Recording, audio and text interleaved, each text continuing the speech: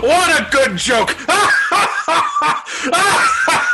Hello, everybody, and welcome to the Ludic Loungecast. I'm your good friend, All Might, here joining Antonicus, likes his gluteus to the Maximus, and my good buddy, John. Boys, take it away for this rousing discussion of my show. All right. Hey guys, how you doing? I just saw All Might down the hall. All Might, I love you, but I hate the fact that I have to go and edit this, and that's gonna peak like a motherfucker. And I also blew out one of our guests' ears. You didn't even announce me. I was announcing the host of the show. Yeah, we're the groupies, Chelsea. Hello, everybody. Welcome to the Ludic Loungecast. I am one of your co-hosts, John, joined as always by Antonicus Maximus, Anthony to his friends. Say hello to the people, Anthony. Well, hello to the people. To the party people? Absolutely. So what we're going to be doing today, and before I tell you that, we're going to introduce our beautiful, beautiful special guest host today. That is, of course, our friend Brandon. You know him. You love him. You heard him. Brandon, say hello to the people. Hello, people. Nice to join you guys again. Making your triumphant return as the unofficial third co-host of the Ludic Loungecast. Ooh, ooh. And the official fourth co-host, my fiance Chelsi's here, everybody. Say hello to the people. Hello, people. Wonderful. So today on the Ludic Loungecast, we got a rousing discussion for you today. We're going to do our usual pop culture breakdown, but the majority of the show is going to be a roundtable on everyone's favorite anime of the moment, My Hero Academia. Now, John, would you say that we are the knights of the Ludic table? Yes. Okay, I can dig that. Does that mean we have to quest for the Holy Grail, though? Well, the Holy Grail that we're questing after is, of course, the anime known as My Hero Academia, which is the holiest of all animes, obviously. And it's just a cup that's All Might's face? Yes, because, of course, I was thinking a cup of All Might's face. Yes. Yes, You were that's what I thinking was his butt, weren't you? I gotta plead the fifth, first and foremost. But if it's a cup of something, of course, if it's going to be a cup, I automatically think his face. Obviously, John. I feel like you're alluding to something, but I don't know what. Oh, John, you poor, naive, beautiful man. But anyway, folks, after this awkward pause in the podcast here, what we're going to do is we're going to give a brief little rundown of what we've been consuming as far as pop culture-wise. So, John, why don't you take it away? I will gladly do that, but just as one other preference, when we get to the My Hero Academia talk, it will be full spoilers, ladies and gentlemen. So if you do not want to be spoiled in any way, shape, or form on the events of My Hero Academia, either the TV show, the movies, or the manga, please look elsewhere, because we're going to get all up in that shit. So to start us off on our pop culture breakdown, I'd like to talk about a video game that I just beat, Final Fantasy VII Remake. Yes, Oh, yes. My body is ready. Yeah. Oh, dude. The first thing is that watching part of the game, literally everybody in the entire game wants to fuck Cloud. This is the horniest game I've ever seen.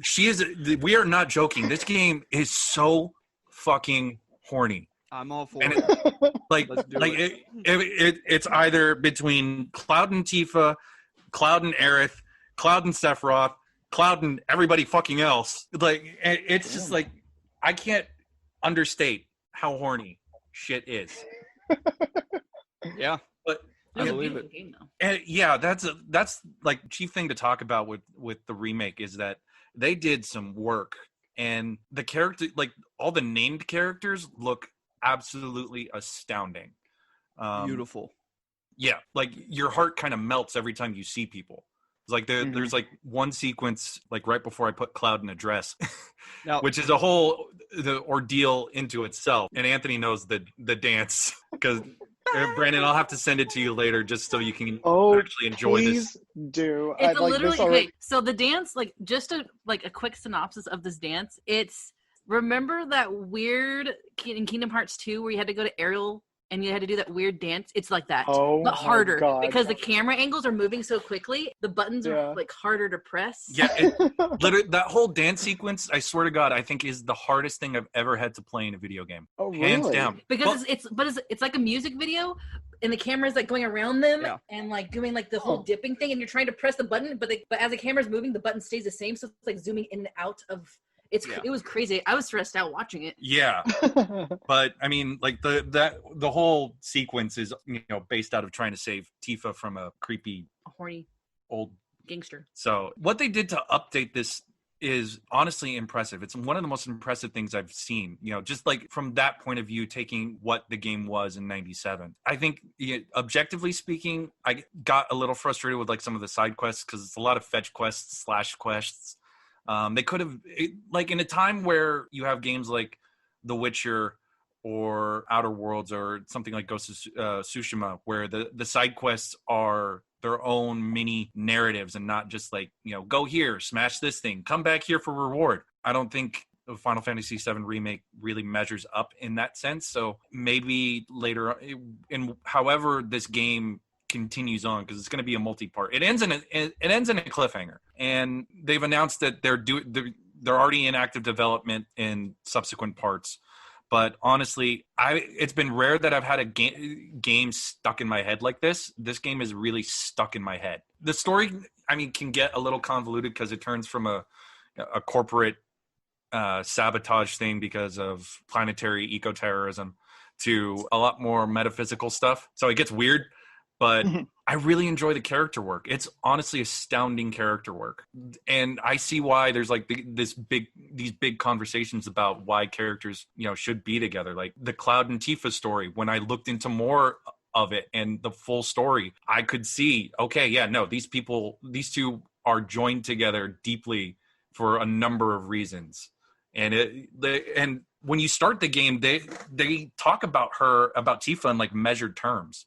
With Cloud, it's just like, have you seen her yet? And it's just like this weight when you actually come across some of the characters. That's what I appreciated. Sephiroth feels like a big deal the moment you come across him. Seeing Tifa and Aerith, it feels like a significant event for Cloud. And Cloud's just like this big goofball who's trying too hard. And I kind of love it. But that's been the thing that took up most of my time this week. I miss it. I need more of it. I need more of it now. Now, John, you mentioned, I want to touch a little bit of one of the things you mentioned. You mentioned how the characters, pretty much all the characters in there, you said you melted just about how you melded with them and it literally made your heart melt. Yeah. Now, would you say that the developers stopped the world just to melt with you? Oh my God. Yeah, I'll give you that one because I don't think I could have inadvertently set it up better for you. You just set him up, baby, and I knock him out of the park. Yeah, that's usually how it goes. Thank you. Wow. Just all of this audience at my expense. I love it. Yep. So that's honestly been the one big thing for me. Now that I've finished the game, I've jumped back into Ghost of Tsushima, but I don't have much more to report on that one at the moment. So, Chelsi, would you like to take it away? Yeah, sure. So I got back into a game that actually came out in 2017. Yep. I actually jumped back into Horizon Zero Dawn. Nice. Because I got a pretty decent chunk in, like 22% or something in. Mm-hmm. And the whole map was overwhelming. It was honestly overwhelming, and I kind of didn't keep on with the main quest. I was more like adventuring, and so the main quest nothing caught my attention. So I kind of just like, I played it, and I stopped. And then I was like, you know what? I'm gonna bring that back up. I'm gonna try and see if I want to play it. And you went from like 22% to like 56%. I'm like, yeah, I'm at 56% now. So I unlocked the whole map. And I finally got into the plot of the main quest where I'm like, oh my God, I need to know more because it's this crazy, like the world. So it's about this guy named Pharaoh who in the 2040s, 2050s made these robots that were able to create and make more of themselves and became self-aware. And they created so many of themselves and became so self-aware that they started to take over the earth. And it literally within, like, they said, like, I think 16 months, those robots were going to kill every living creature on this planet because they used biomass as fuel. Ooh. So it's like the Matrix up in this bitch. Yeah. And so you find out Dun, dun, dun, dun, dun. Come with me if you want the Zero Dawn. Ah, Ah, I can't with you sometimes. but you still live with me. I'm gonna continue on because this is a really good part of the game where I really started to be like, oh my god, I'm so excited to continue on. There's a Zero Dawn program that was meant to be an AI that was like Mother Nature and would recreate. So she would create robots that were meant to revitalize the earth. So they would clean the waters, it would clean all the stuff. So the robots that you're actually fighting are the good robots that are cleaning the earth. And I was like, whoa, mind That's a fucking blown. twist. Jesus. I know.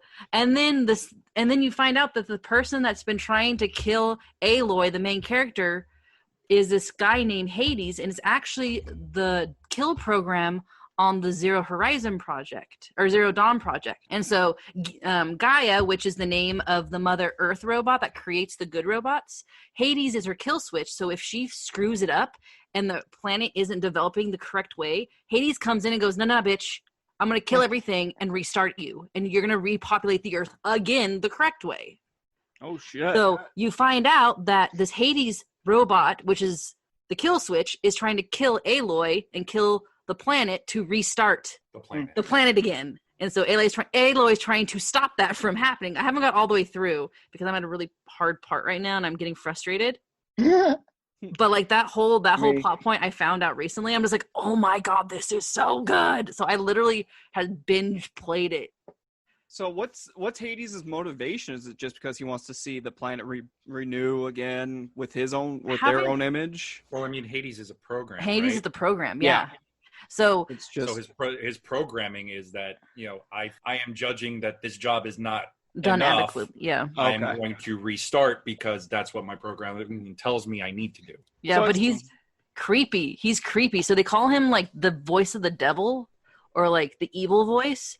And the bandits and the Karja, which are like the kind of the bad kind of group. One of the tribes. Yeah, the Shadow Karja, or like the bad section of the tribe. They're the ones that are like following his voice because it's like the devil's voice, and like they're working for him, but it's a robot.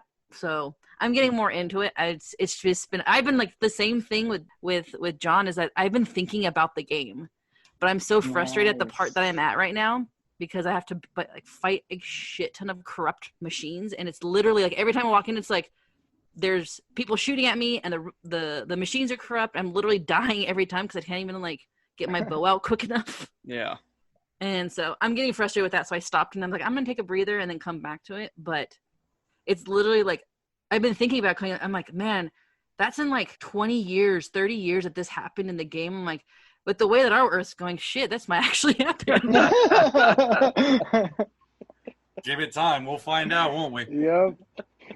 Although, yes, that's my pop. Yeah, if it does happen, like, I'm so prepared. I was having a conversation with my friend the other day where I was like, if it does come to the point where we're Mad Max, we have to Mad Max this shit, like, I'm down. Like, we can get the leather, we'll put some spikes on a golf cart, and we'll fuck some shit up. I'll chop off an arm, go full Charlize Theron on this, but I won't shave my head because we can't do that. But other than Not with that luscious hair. No. You gotta have the swirl in the desert. Yes. True. Yes. Oh, the weird thing too about that Gaia program, like the Earth building program, is that I'm pretty sure the humans clone themselves and they're like in hibernation, and the Gaia program is like all the Karja and the Nora and all the tribes, I think, are clones. It's just like a bunch of clone people hanging around doing clone shit. They're because all the humans died. Everything died, and then Gaia came back, and that's why everyone's freaking out, because Aloy, that's why I think that Hades is freaking out, is because Aloy looks like the woman who created the program. And so they keep on calling her the threat. The threat has been detected. Like they keep on calling her like the main thing. So and like she can walk up into some of these like machines that are like their laboratories that they need a DNA scan code to get in. And she's a 99.7% match for the Elizabeth, what's her last name? The doctor who created the program. So I'm pretty sure she's a clone. I'm pretty sure she's a clone, and so all the people are clones, which is that's what tripped me out a little bit. Well, to be fair, nobody can really handle a bad bitch like that. So I don't know. So that's why it makes me think. Cause I'm like, oh my gosh, I keep on thinking about stuff because I haven't quite got through it, but it's good. I enjoy it. Huh. So it sounds like you're kind of confuddled about the fact that it's Attack of the Clones right now. That that Oh, that one was ham-fisted. so Hades is doing the Order 66. No. Oh, bigger plot twist. Hades is actually voiced by James Woods. You find out later on. Oh, Jesus. I have to look that up now. Oh, Jesus. I want to look who the voice actor is, just because if you're right, Brandon, I'm going to lose it. Oh no, I'm not right. I know you're not. But I know you're not. But I'm gonna look it up now just to make sure. Well, in the end, all that matters is that I have James Woods. Yes. I've got James Woods. James Oh my gosh. So while Chelsea looks that up, Brandon, you want to give us the rundown of what's occupying the brain? Yeah. So this week, the new season of The Umbrella Academy is dropping on Netflix tomorrow. I never got into the show. I just kept like forgetting to watch it. So I was like, I'm going to watch this week and try to get caught up in time. I'm about midway through the season right now. And I'm like really upset with myself for having slept on this because it is so fun. It's a really, really fun show. Yeah. Well, we went into what, almost through the first season? Yeah, we almost finished it. Oh. But we haven't. But it was based on a comic book by Gerard Way, lead singer of My Chemical Romance, and Brazilian twins Gabriel Ba and Fabio Moon. It's a great fucking book. The show's a lot different, but in certain aspects, but yeah, that's what I've been hearing too. I've never read the series, but I really, really do enjoy the show. I like the dynamic between all the siblings, I guess. They're siblings, but that's the best way to call them. Yeah, but it's a really interesting take on the superhero genre too, because on one hand, it is that whole like, oh yes, the world is ending, and only our little group can stop it from happening. But like when you strip away that, I love this dynamic between these people who were brought together because of the unique circumstances of their birth, and then on top of that, they're subjected to years of essentially abuse by their father. Their father's a piece of shit, and like absolutely forces them to develop their abilities in really harsh ways. Like one of the characters that I like just absolutely love watching is Klaus, and yes, bitch. Klaus is fucking the man. He's so the man. I swear to God. Him and Five, I could watch them do activities all day. They're awesome. But yeah, like watching that whole sequence of his dad like locking him up basically in that room that just looked like a morgue and was just like, here, talk to the dead people, and just like left him in there. It was just horrible. So it's really cool watching all of that unfold. And as of right now, where I'm at with guessing like all the plot threads and stuff, I'm telling you right now, I don't know how dumb these people think I am, but there's no fucking way in hell that Ellen Page does not have powers. I'm calling it right now. There's no way. There's no way. They're like, she has to keep taking these pills to play the violin. She doesn't have powers. I'm like, bullshit. She's taking those pills and she has to focus on her violin or whatever, because like whatever power she does have is like super duper OP and is like probably super dangerous too. So that's my plot theory. I'm sticking to it right now. Oh, and the other thing, Mary J. Blige is in this show. If you guys haven't seen it, Mary J. Blige is everything. So Mary J. Blige. I have a random question, Brandon, because I think if you have not watched this other show, because it kind of gives off the same kind of vibe, I think, sometimes as... Are you going where I think you're going? Yeah, I'm going exactly where you think I'm going. Kind of gives me the same thing. I was like, Umbrella Academy is... Have you seen Doom Patrol? I have not seen Doom Patrol, but I was literally talking to someone at my job today about how much I was like really digging Umbrella Academy, and he was like, watch Doom Patrol, watch The Boys. So... You have to watch Umbrella Academy. Doom Patrol. You have to watch first. Doom Patrol. You have to watch it because it is phenomenal. And fun fact, Gerard Way is a big fan of the guy who the Doom Patrol TV shows referencing a lot of the material, Grant Morrison. Gerard even wrote some Doom Patrol comics for DC not too long ago. And Umbrella Academy is essentially his tribute to Grant Morrison's Doom Patrol. So nice. They're essentially, there is a reason they keep getting brought up is because there's a lot of similar DNA being shared between those two shows. Yeah, and it's and just, the two comics. I like how just like I said, it's really fun, and I love this like really cool. I don't like really know how to explain the vibe. The best way I was describing it to someone the other day was I was a big fan of the show Preacher on AMC, and I get that same vibe from Umbrella Academy. Just like this, it's not taking itself too seriously. They're just going all stops out. Yeah, it's fun. I love it. Like, I'm trying to think of like what's a weird thing that can catch you in like Doom Patrol. You're just like, oh my god, that's so weird. Like, like there's some things that happen. I'm like, this is the weirdest show, but I'm here for it. Like, there's like an interdimensional like Transgender street. Oh no, Danny the Street. He's a talking like sentient street who takes in all the weird people, and like they have a drag club, and I'm loving it. Oh yeah, we love it. You've got to watch Doom Patrol. Like probably one of my favorite shows, just because it's so ridiculous. Oh shit! But I can't I love the show. There's a scene later where a character named Flex Mentallo, who's no, not the Flex scene. Yeah, I'm gonna tell this, and this is gonna sell Anthony and Brandon on watching this.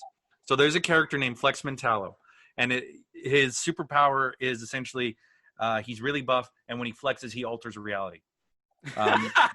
Literally. Like there was one point where he was like in the show, he was, he does a Terry Crews where he flexes his pecs, and he was holding a tray and cupcakes were appearing. So there's a scene in the first season where they need Flex to open up an interdimensional portal.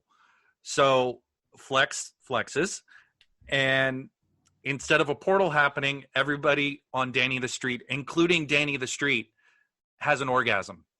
Oh shit! Okay. Except for Cliff Steele, the robot man, who's just a brain in a robot body. And he fixes it. What happens when Danny? Like, what happens when a street has an orgasm? Does like all the pothole lids just go? You know what I'm talking about? I'm pretty sure, if my memory serves me correctly, that happens. Man. Oh my god. They're just bursting more than one manhole, if you know what I'm saying. The fire hydrants are just like. And then something similar happens in season 2, and it opens. Oh, it opens this portal.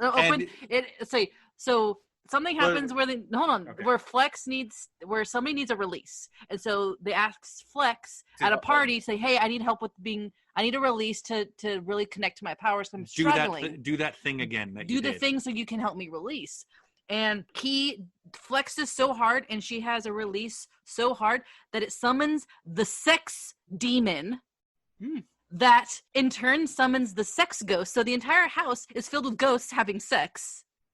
And then... And who are you going to call? The sex Sex Ghostbusters? Oh, sex men.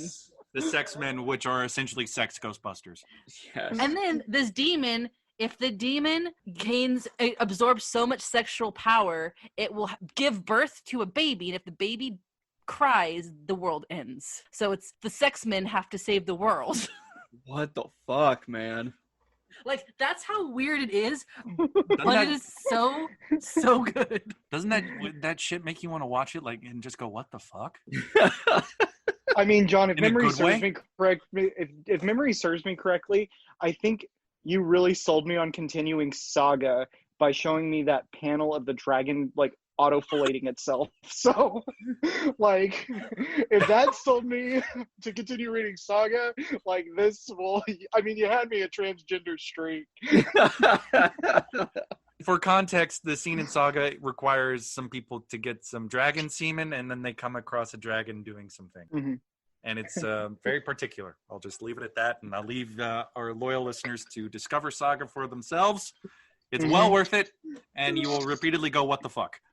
That's a good one, because Lying Cat doesn't lie. Yeah. It's good. It's good. Yeah, Lying Cat doesn't lie. It's good. Anthony, what you got for us, buddy? So, I have been watching with my beautiful wife. For some reason, we bought the very first season ever of Law and Order. And it started apparently in 1990. So we're watching this old school Law and Order from I swear to God, it's either late 80s, early 90s. And it's so different and so weird from where you're used to seeing current day Law and Order or even a few years ago Law and Order. There's no Hang 'em High McCoy. Jack McCoy's not the ADA assistant. That's the guy with the bushy eyebrows, right? Yeah, the guy with bushy eyebrows. Yeah. He wasn't there from the jump? No, it was this guy named it was ADA Stone. It's just this dude. And again, it's so odd seeing like the conceptualization of Law and Order where it was back in like the early 90s. And again, it's like typing on late typewriters old. just about, man. Like they have like the early Mac computers that they're trying to like, but again, not even the police department has it. It's only like specific places they go to. It's fucking wild, man. And of course, it's like the late 80s, early 90s. So of course, every other episode is like about the crack epidemic. Jesus. On their car phones. And yeah, so many car phones on crack. Oh man, it's fucking wild. It's fucking wild. Outside of that, as far as what I'm watching, I did get a chance to watch the movie Kung Pao Enter the Fist yesterday for like since the first time since like I was 15, 16 maybe. How's that hold up? It holds up well in some regards, but does not hold up well in other regards. Like the whole fight where the main character, the Chosen One's fighting the bodyguard cow, that doesn't really hold up too well, but a lot of the inside jokes and some of the like the meta stuff is still very much entertaining. Taco Bell, product placement, Taco Bell. That's how we paid our bills. We are both ventriloquist.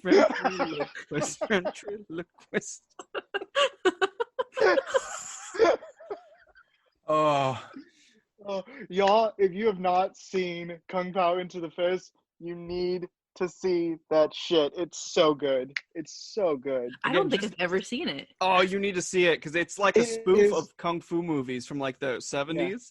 It's literally a Oh my spoof God. of that. Is, And is there one where like a cow stands up? It's like a ninja cow. yeah, that's Yes. exactly That's the one. guard. Okay, That's it. I've Yeah, seen that yeah. part of the movie just because he's like the cow guardian, or the cow guy. I'm like, oh, I think I've seen it. Yeah. Is it when it shoots the milk out of the udder? Yeah, that's Oh, honestly, to be quite honest with you, that's like my least favorite part or the least entertaining part in the entire movie. Everything else besides that fight scene was just hits for me still. really Yeah. interesting. We have to watch that. I've never seen it. Yes. Oh my God. It's so ridiculous. So it's like when like the whole scary movie stuff was a big thing where they remaked all like it's kind of like a Kinda, prequel of it, but right? it's similar to that. But what it is they took like old kung fu movie and they literally just like put a green screen in front of the main character and a couple other characters and spliced them into this film, and then just like had shitty dubs on top of like what was actually being said. Like Yeah. it's meta as fuck and it's fascinating, and I love every single minute like reliving in that movie. Mhm. Danny McBride, man, Yeah, I'm telling you, man. does some goofy ass shit, but sometimes it hits hard. Oh, and this movie definitely hits very hard. See, outside of those two things that I've been watching, playing wise, as far as video games, I'm still kind of in my just masochistic sports games because it's just like an old warm blanket that beats the hell out of me sometimes. Not to sound creepy or anything. Are you playing the basketball one? Playing that one and the baseball. MLB. It shows up. It shows up on my PlayStation because we're friends, and I was like, "Oh, he downloaded the baseball or the basketball Yeah. one." Yep. Are you in 2K20 or 2K21? 2K20. Okay. 2K21 has not Is it dropped not out yet? No. Okay, I thought it was for some reason. It might be, but I'm pretty sure those always drop around August, September, if I'm not mistaken. Yeah, they're probably timing around the season. August is like in 2 days. Yeah. Oh God, Jesus, that's right, isn't it? I know someone goes, "Oh yeah, don't you realize that we're going back to school in like 2 weeks ago?" Shut up. I joked at work. It's just like, time has no meaning anymore. Jesus, I mean, you ain't wrong there. Outside of those sports games, I got back into the game For Honor. The premise. Oh, how behind was it- that? I just literally jumped into it today because my brother Okay. has it for his PlayStation, and he wanted somebody to, play with him online. I was like, yeah, this is a great way to keep in touch with my brother. It's really actually good. Essentially, it's like a battle royale with like ancient warriors of yore, like knights, samurais, Vikings, stuff like that. It's essentially just a giant battle royale between those clans, those factions, if you will. It takes a lot of strategy. Like you can't just jump into it and button mash, which I found. My first match with my brother on team, I went like 0 kills and like 20 deaths. Like it was fucking awful. And then once you start to kind of learn the strategy, like, okay, you have to wait to counterattack here. You have to do this. And again, all of it is based upon the character class that you're playing. So like if you're playing a knight, that plays different than a samurai, which plays different than a Viking. But, you know, as the matches continued, I started to kind of get the hang of it. It's a lot of fun. Again, there's no story to it, really. It's just you're all fighting each other. But outside of that, it's a great multiplayer kind of co-op thing. That's all it is. It's just like this giant like battle royale multiplayer Fortnite style thing. Pretty much, yeah. Pretty much. I'm just thinking like a really sophisticated like Super Smash Bros. Yeah, pretty much. I mean, Super Smash Bros. Is way more fun. Let's be real. Okay. Yeah. But outside of that, yeah, I mean, that's a pretty accurate description. I'm not gonna lie to you. Because when you were describing it, I'm just thinking it was like, well, Super Smash Bros. Some of them don't have plot lines, some of them do, depending if you play the story mode. But I'm like, if you're just fighting people, then it would be kind of like Super Smash. Yeah. But let's be real, like, Super Smash, do they really have stories? I know there's a story mode. But is it really? Hey, okay, Super Smash Brothers Brawl, the one that was on the Wii, the Wii, that one, the story mode was actually really, really fun to play. I mean, it was fine, but it was just a lot of like level jumping. Like, okay, now I have to go into the spaceship level because I need Samus. And now I have to go, and some reason Pikachu is there too. Made no sense. And I got to serve somebody some Falcon Punch. Yeah, that's right, my boy. I still don't, to this day, understand the hand. Like, what? Master Hand? What? Yeah, like, oh my god, our big bad is a fucking glove. You know what it made me think of? It kind of made me think of, like, you know, from Toy Story where they're like, the claw. It makes me think of, like, you don't really care about the claw because it's just there, but it, like, picks them up and moves them. So it's like the god figure, like an evil god figure. That's what I kind of thought it as. Yeah. So essentially, so insightful. I'm over here just be like, this fucking glove. Based off of the first Super Smash Brothers, from what I remember on the N64, essentially all the figures were it was literally like Toy Story. They were just like these little figurines that would come to life and fight each other. And from my perception, Master Hand was just like the omnipotent, you know, either kid playing or whoever's playing with these toys that would just kind of move them from scene to scene or move them from battle to battle. Because every time you would die in the N64, you know, you would just fall over as this little, this little figurine. Yeah. I know. They brought that back. They brought that back for Brawl. Yeah, that's right. They did bring that back for Brawl. So that's it goes the original Melee, then Brawl. Melee. I don't know. I only know the original on the N64 and in Brawl. Those are the only two that I really like distinctly remember playing. I don't even remember what the one on Switch is called. There is a new one. There is one on Switch though. I know we have it. I just don't remember it. Well, I can't. Oh my god, my eyes are failing me. I'm so close. I can't see it. Whatever. Yeah, I don't. Ultimate, maybe? I feel like. It might be Ultimate. That sounds. I think it's Ultimate. I can't read it. Oh my god, I feel like that scene in. You remember the movie Freaky Friday with Jamie Lee Curtis? She's like, "Whoa, she's blind." Like, that's what I'm experiencing right now. No, man, but the GameCube one, Melee, was the best. Honestly, in my opinion, was the best one. It was most fluid. I like the combat a lot better. The Wii was great. I liked I liked a lot of things it did with it, including story mode. But it's just the Wii controller itself would just kind of fail you sometimes because that's how the Wii went. That's why I know a lot of people bought the N6, not the N64, but the GameCube version of the Wii remote, where it was more of like an actual remote that you're used to playing. Mm-hmm. I never did though. I just used the remote because I was too cheap to go buy a new one. Yeah.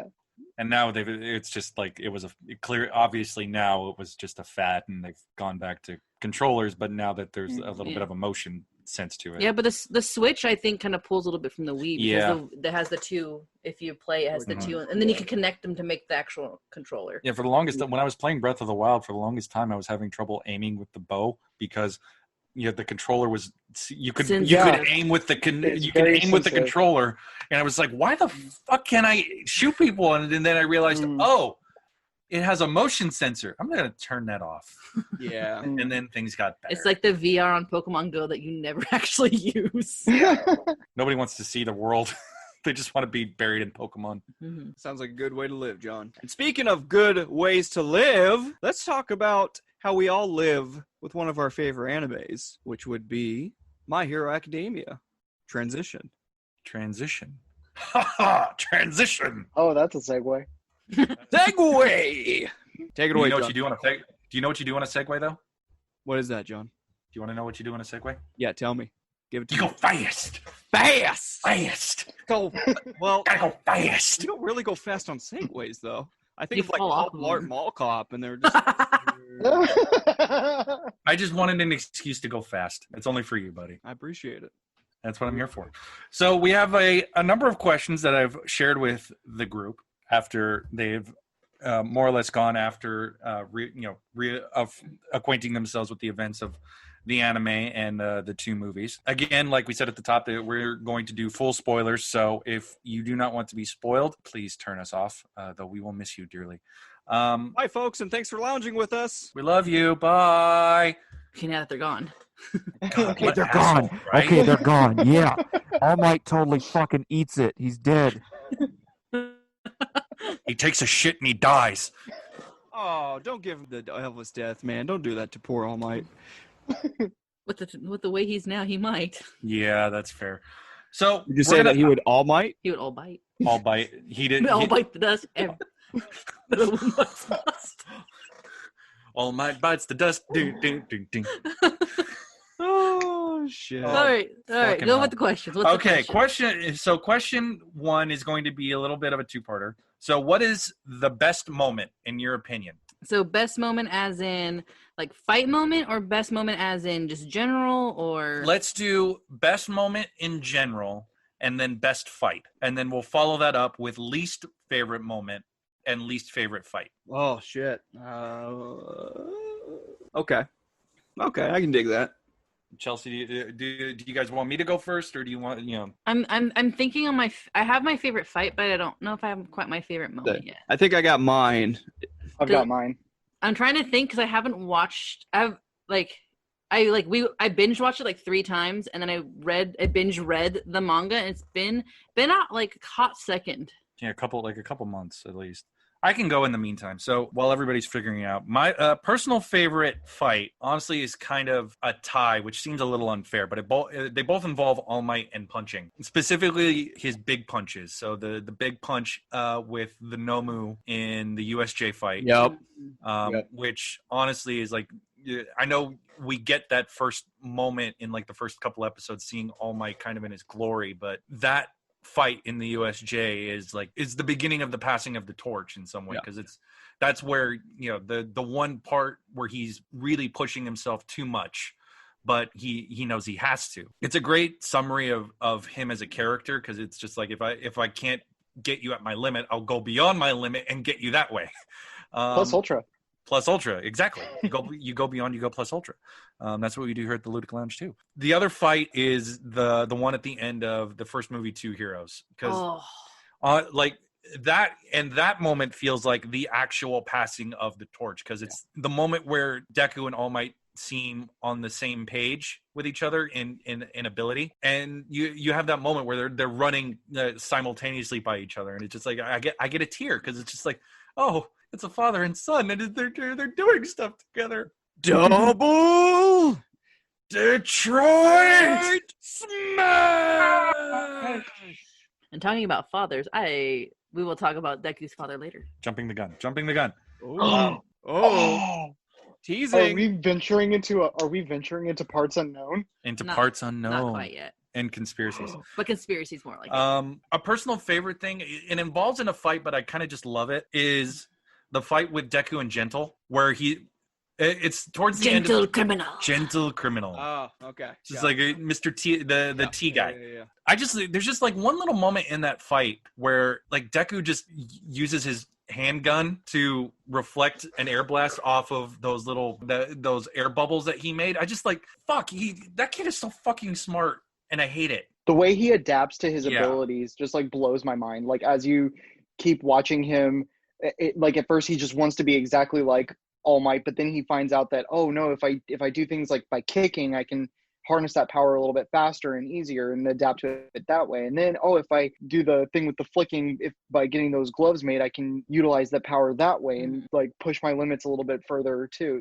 So it's insane the way that kid adapts to everything. It's so cool. I can't remember, because I'm now that I've read the manga, I've caught up to the manga, I'm sometimes getting what happened in the manga versus what happened in the anime kind of mixed up. They're similar, but I forget if it happened in the anime yet or if it hasn't. But there's one moment with that kind of going along with that, Brandon, where Deku goes, oh my god, I understand.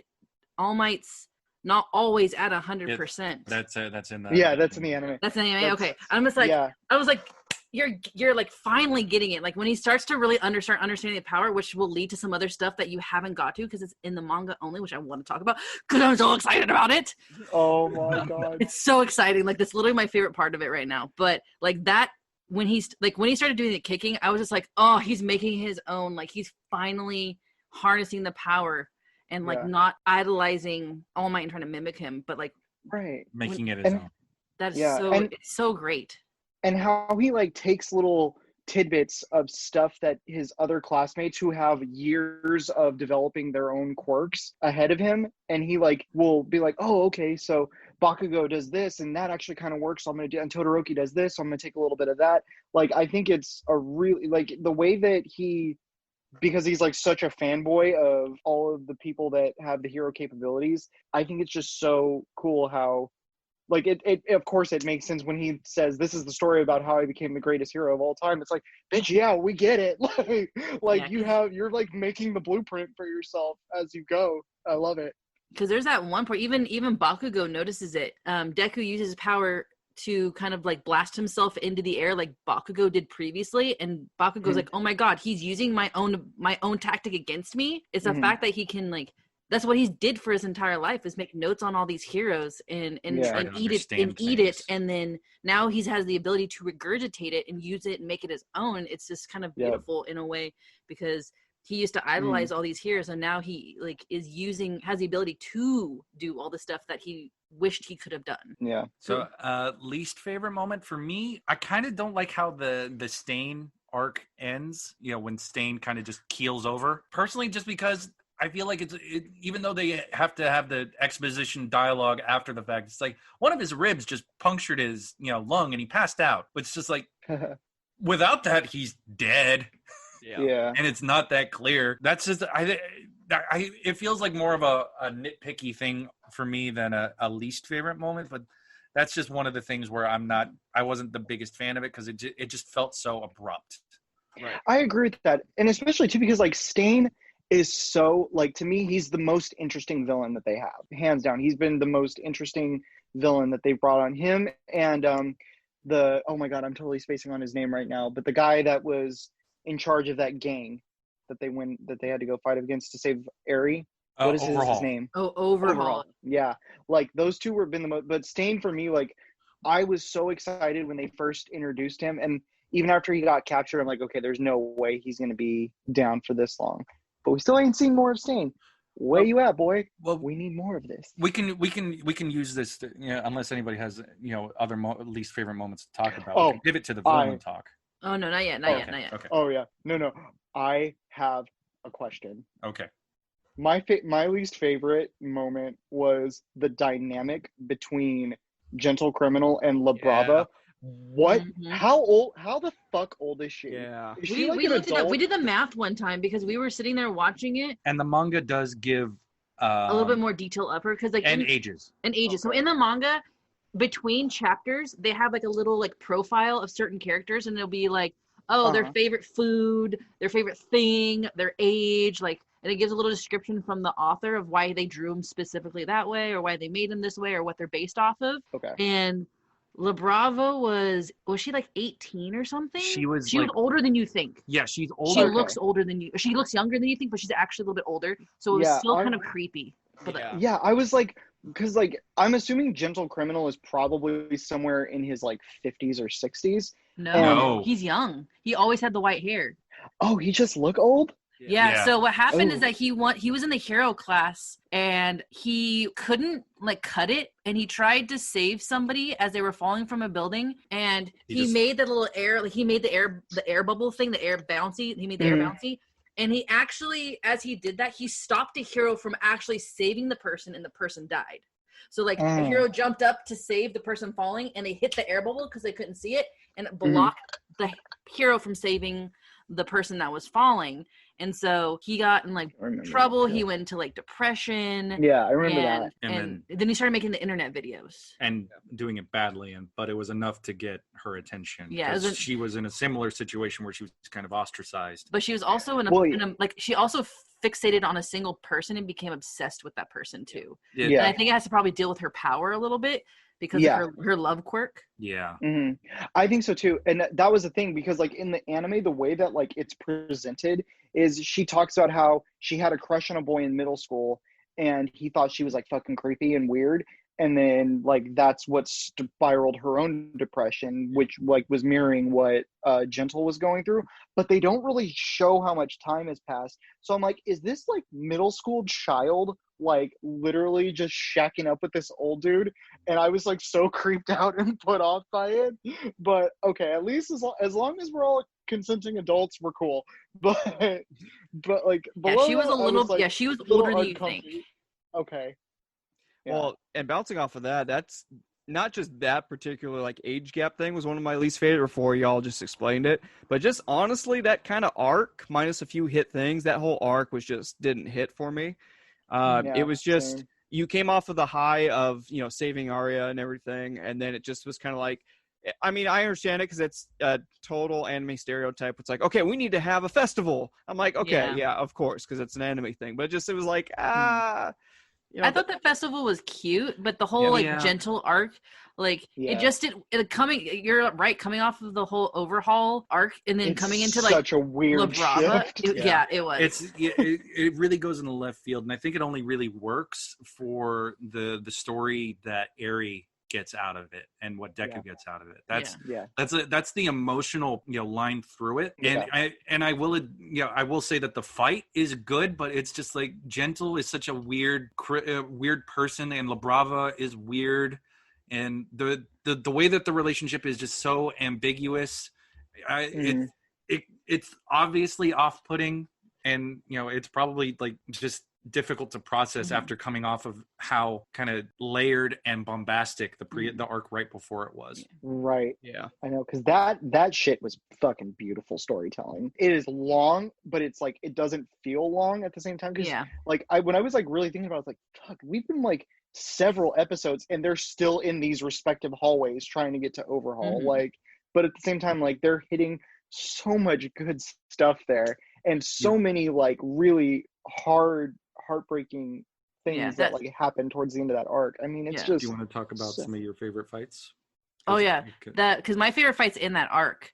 So my favorite fight's the Fat Gum fight with that Kirishima, like Kirishima and Fat Gum, because I absolutely love Fat Gum. Me and too. So like that fight with Kirishima finally like coming into his own and kind of having that little bit of a character development for him, because I love Kirishima. I think he's freaking amazing. So having him, and he took that beating like a champ.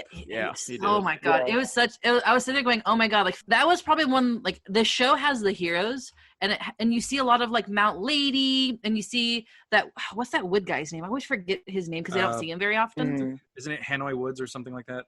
But like you see some of the heroes that are in the stand and some of the ones that are on TV, but like you never see a hero that I like actually felt like he would give his life up to save somebody. And like Fat Gum doing that and all of a sudden losing all his fat, you're like, oh shit, that's what you look like. Oh no, he's hot. And I was like, what? So like that whole like Fat Gum like part is it really like touched my heart, because I was like, you can tell how much he cared for Kirishima. It's such a good character moment too, because you get the heart of the character so easily. And like you see it, like because you see Endeavor and he's an asshole, and then you see like Mount Lady and she's self-absorbed, look at my ass and stuff. And you get Fat Gum and he's like, I'm fat and punch me because I protect people. And it's like, he's so sweet. I bet he gives good hugs.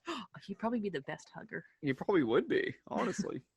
Yeah, that would probably be my favorite fight. One of my favorite moments, I would say, is the fight between Bakugo and Deku after the All Might passing the torch. Yeah. Like where they're fighting. Yeah. And they like Bakugo being... confronts them and is like, you've got to tell me where you get your power and all this stuff. And then and they get the note, like Aizawa gets you have your two students fighting in this area, and All Might goes, no, I'll handle it.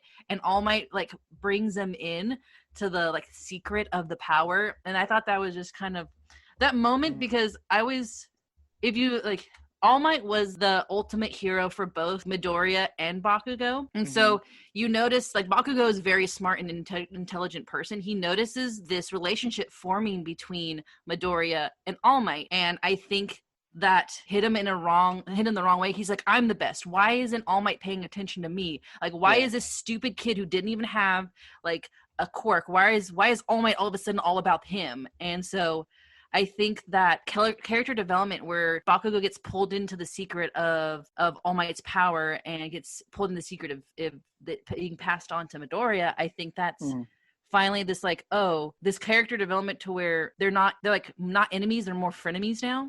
Yeah. It's like rivals. It's officially turning Bakugo into Vegeta. Yeah, actually, that's actually a great way of putting it.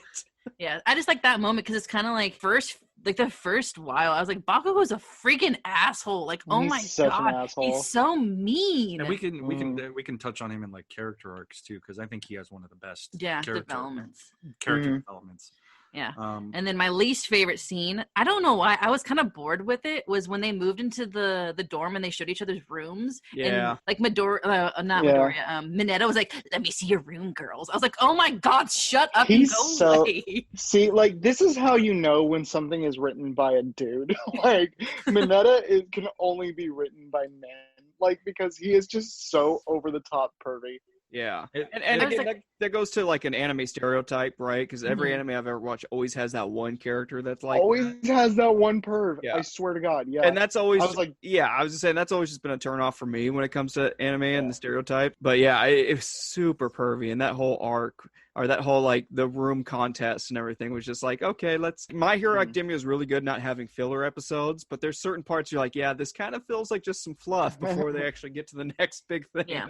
And I think they do that on purpose because some of the arcs that they have are very heavy. Yeah. So they need that kind of like fluff into it. But I was like, these kids are like 13, 14, 15-year-old kids that you're going to go and see their bedrooms. Like, that's creepy to me. Like, I don't care about their bedrooms. You get to see a little bit of their personality. But like, I really don't care about their bedrooms. I want to know more about the overarching like story with the villains. And I don't care about their bedrooms. Like, honestly. Yeah.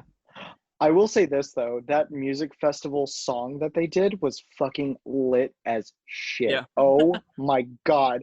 I love that scene of their concert so much. Fucking Kyoko, like, she was just kind of there for me. I liked her, and I wanted them to do more with her, but they, like, really weren't doing a lot, because I just thought she was, like, just kind of a cool character.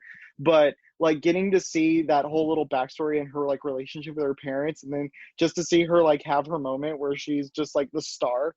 And I don't know why, but like I had like an actual like open heart reaction when they get into the first chorus and they Todoroki makes like all the glacier, like the little snowflakes pop up, and Yaoyorozu like shoots out all the confetti, and I was like, bitch, this is everything right now. I was so excited. Yeah. And so speaking of characters that they didn't really do much with, but we love, one of my favorite fights, moments, etc. Not really moments, but one of my favorite fights was, you touched upon it a little bit, John, but was that first arc where they're like battling at the UH grounds and everything like that in that dome, was fucking like everything's going to shit, and all of a sudden Professor fucking Snipe comes out of nowhere and just shoots a fucking bullet, like nails this son of a bitch. I'm like, yes, this is my man right here. Who the fuck is this guy? Where can I get more of Snipe?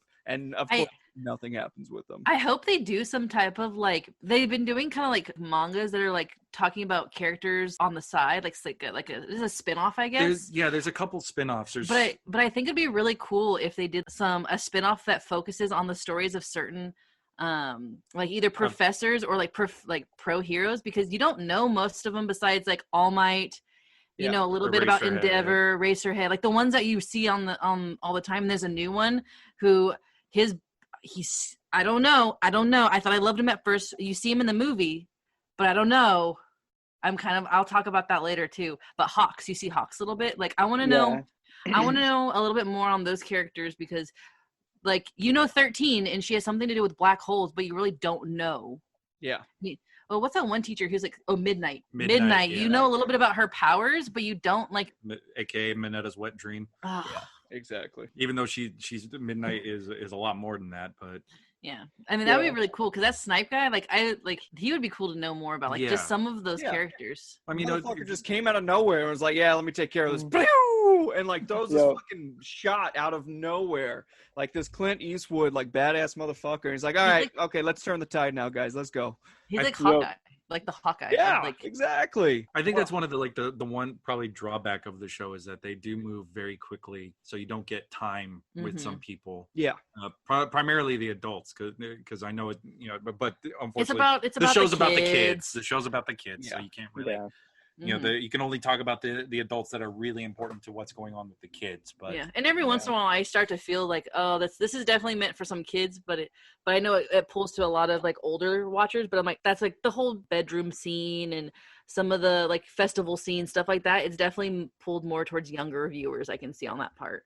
well, speaking of scenes that not only hit for the youngins but also hit for us adults, was one of my favorite moment of the series, and the moment where I literally was like this close to just shedding fucking tears, like waterworks, man.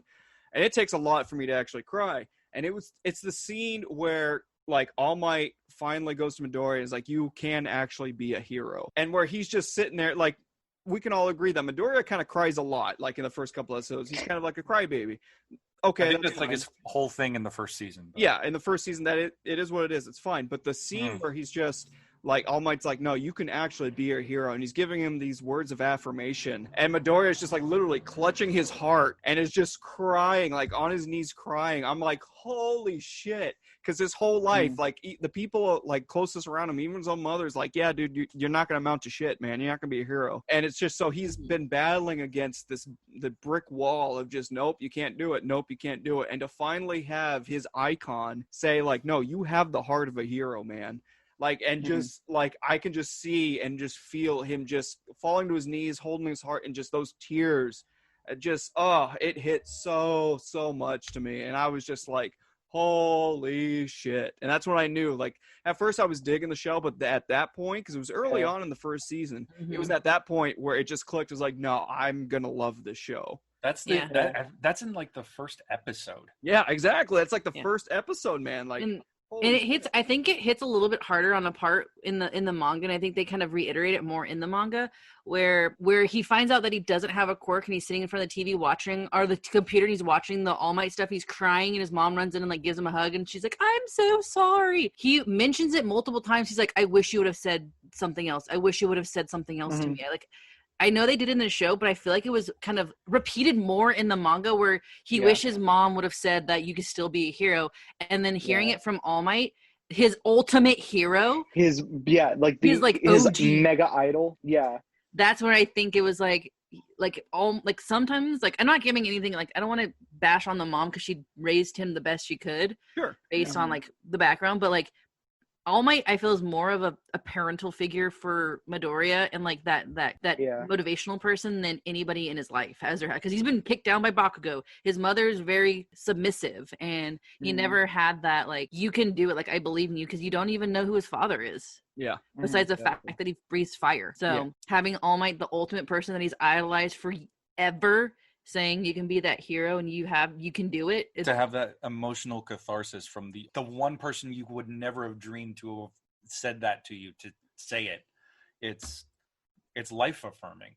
Yeah. And I think that's what people pick up on it. It's just like, anyone could have that moment in some shape or form, and to have your hero tell you that, it's just, it literally alters your life path. Yeah, you're changed forever. Yeah, I think too, like, for me, one of my favorite moments and fights too in the series is the scene when they're having their like little superhero Olympics thing, and that whole sequence between Midoriya and Todoroki. That is the Todoroki's origin story is beautifully written, in my opinion. Like, the way that they unpack all of that, and then as they're fighting, how they're kind of like cheering each other on, and then Midoriya like is able to get Shoto to use the left side, the fire side, and it just comes out like naturally because of the way that he explains it, to like why it's important while they're fucking fighting.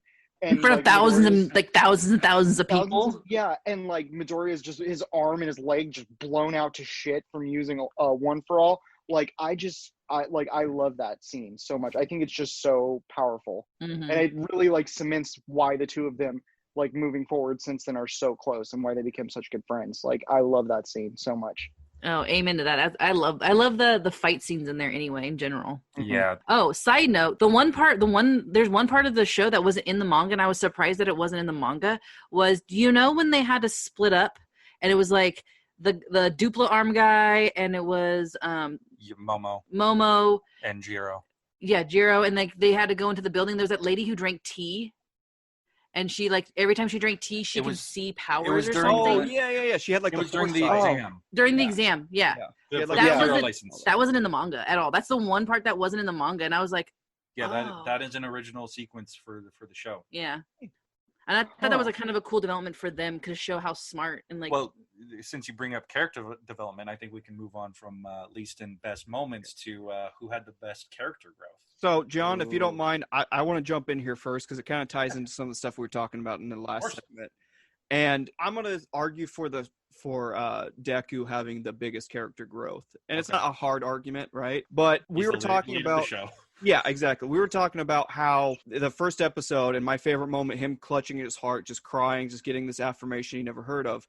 And he goes through so much growth to where in the second movie that I just literally watched today before hopping on here, where he is literally leaving the island and those two little kids that he helped save are just like, hey, I'm going to be your hero just like you. And they're like, thank you. And throughout the entire movie, he's just giving this small child the affirmation of like, no, you can actually be a hero, kid.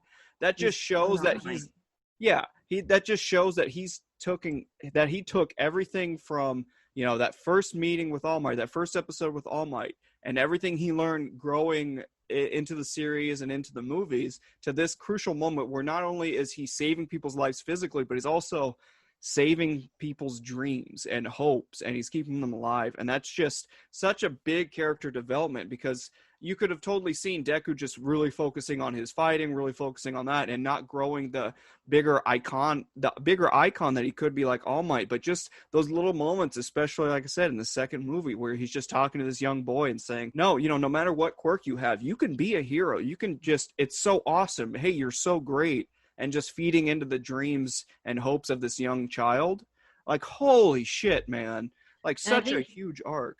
I think the really important part of that whole like argument as well is that he didn't do it to be like, I'm going to be like All Might influence others and be like that icon. He did it because he genuinely cared. Exactly. Like he save people. He wants to say, that's his whole like reason of being a hero. It's like, he's not like I have to say this to this kid because I have to be like All Might and be an icon. He's literally doing it because he wants to. It's like it's like second nature for him. Like he doesn't even realize that he's doing it, and I don't think he realizes the impact that he has, because throughout the show I've noticed it.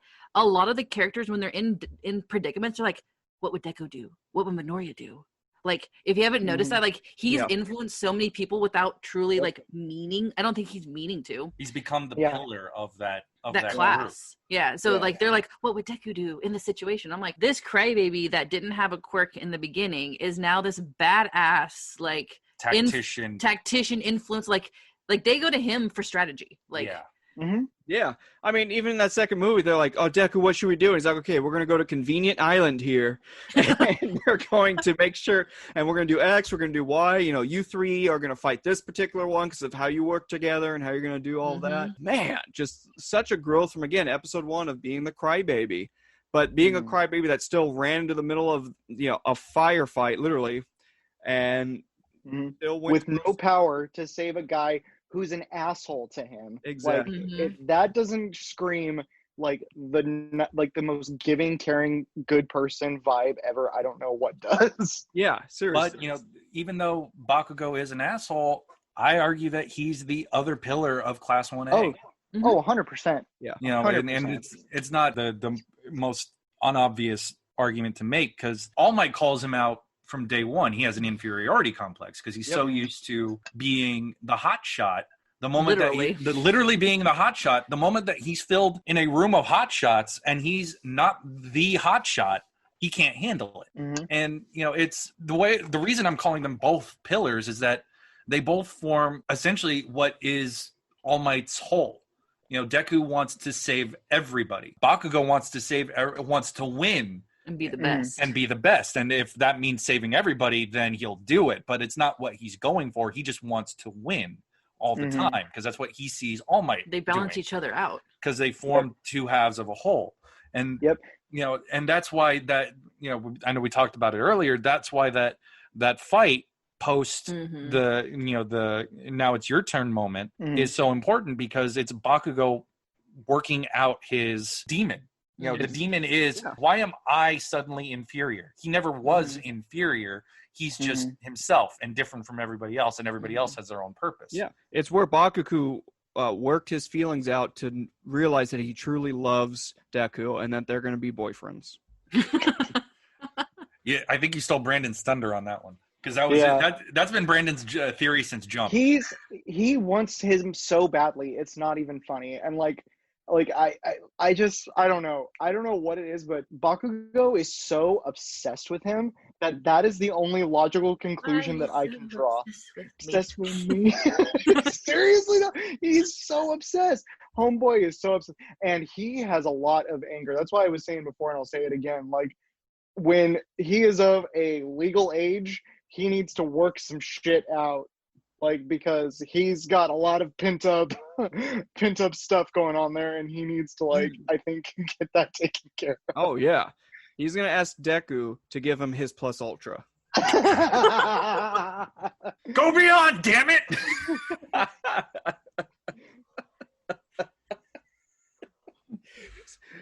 St. Louis, come shot. Oh God, you went there. Yep. I should have known better. He should have known better. I should have known better at this point. Shit.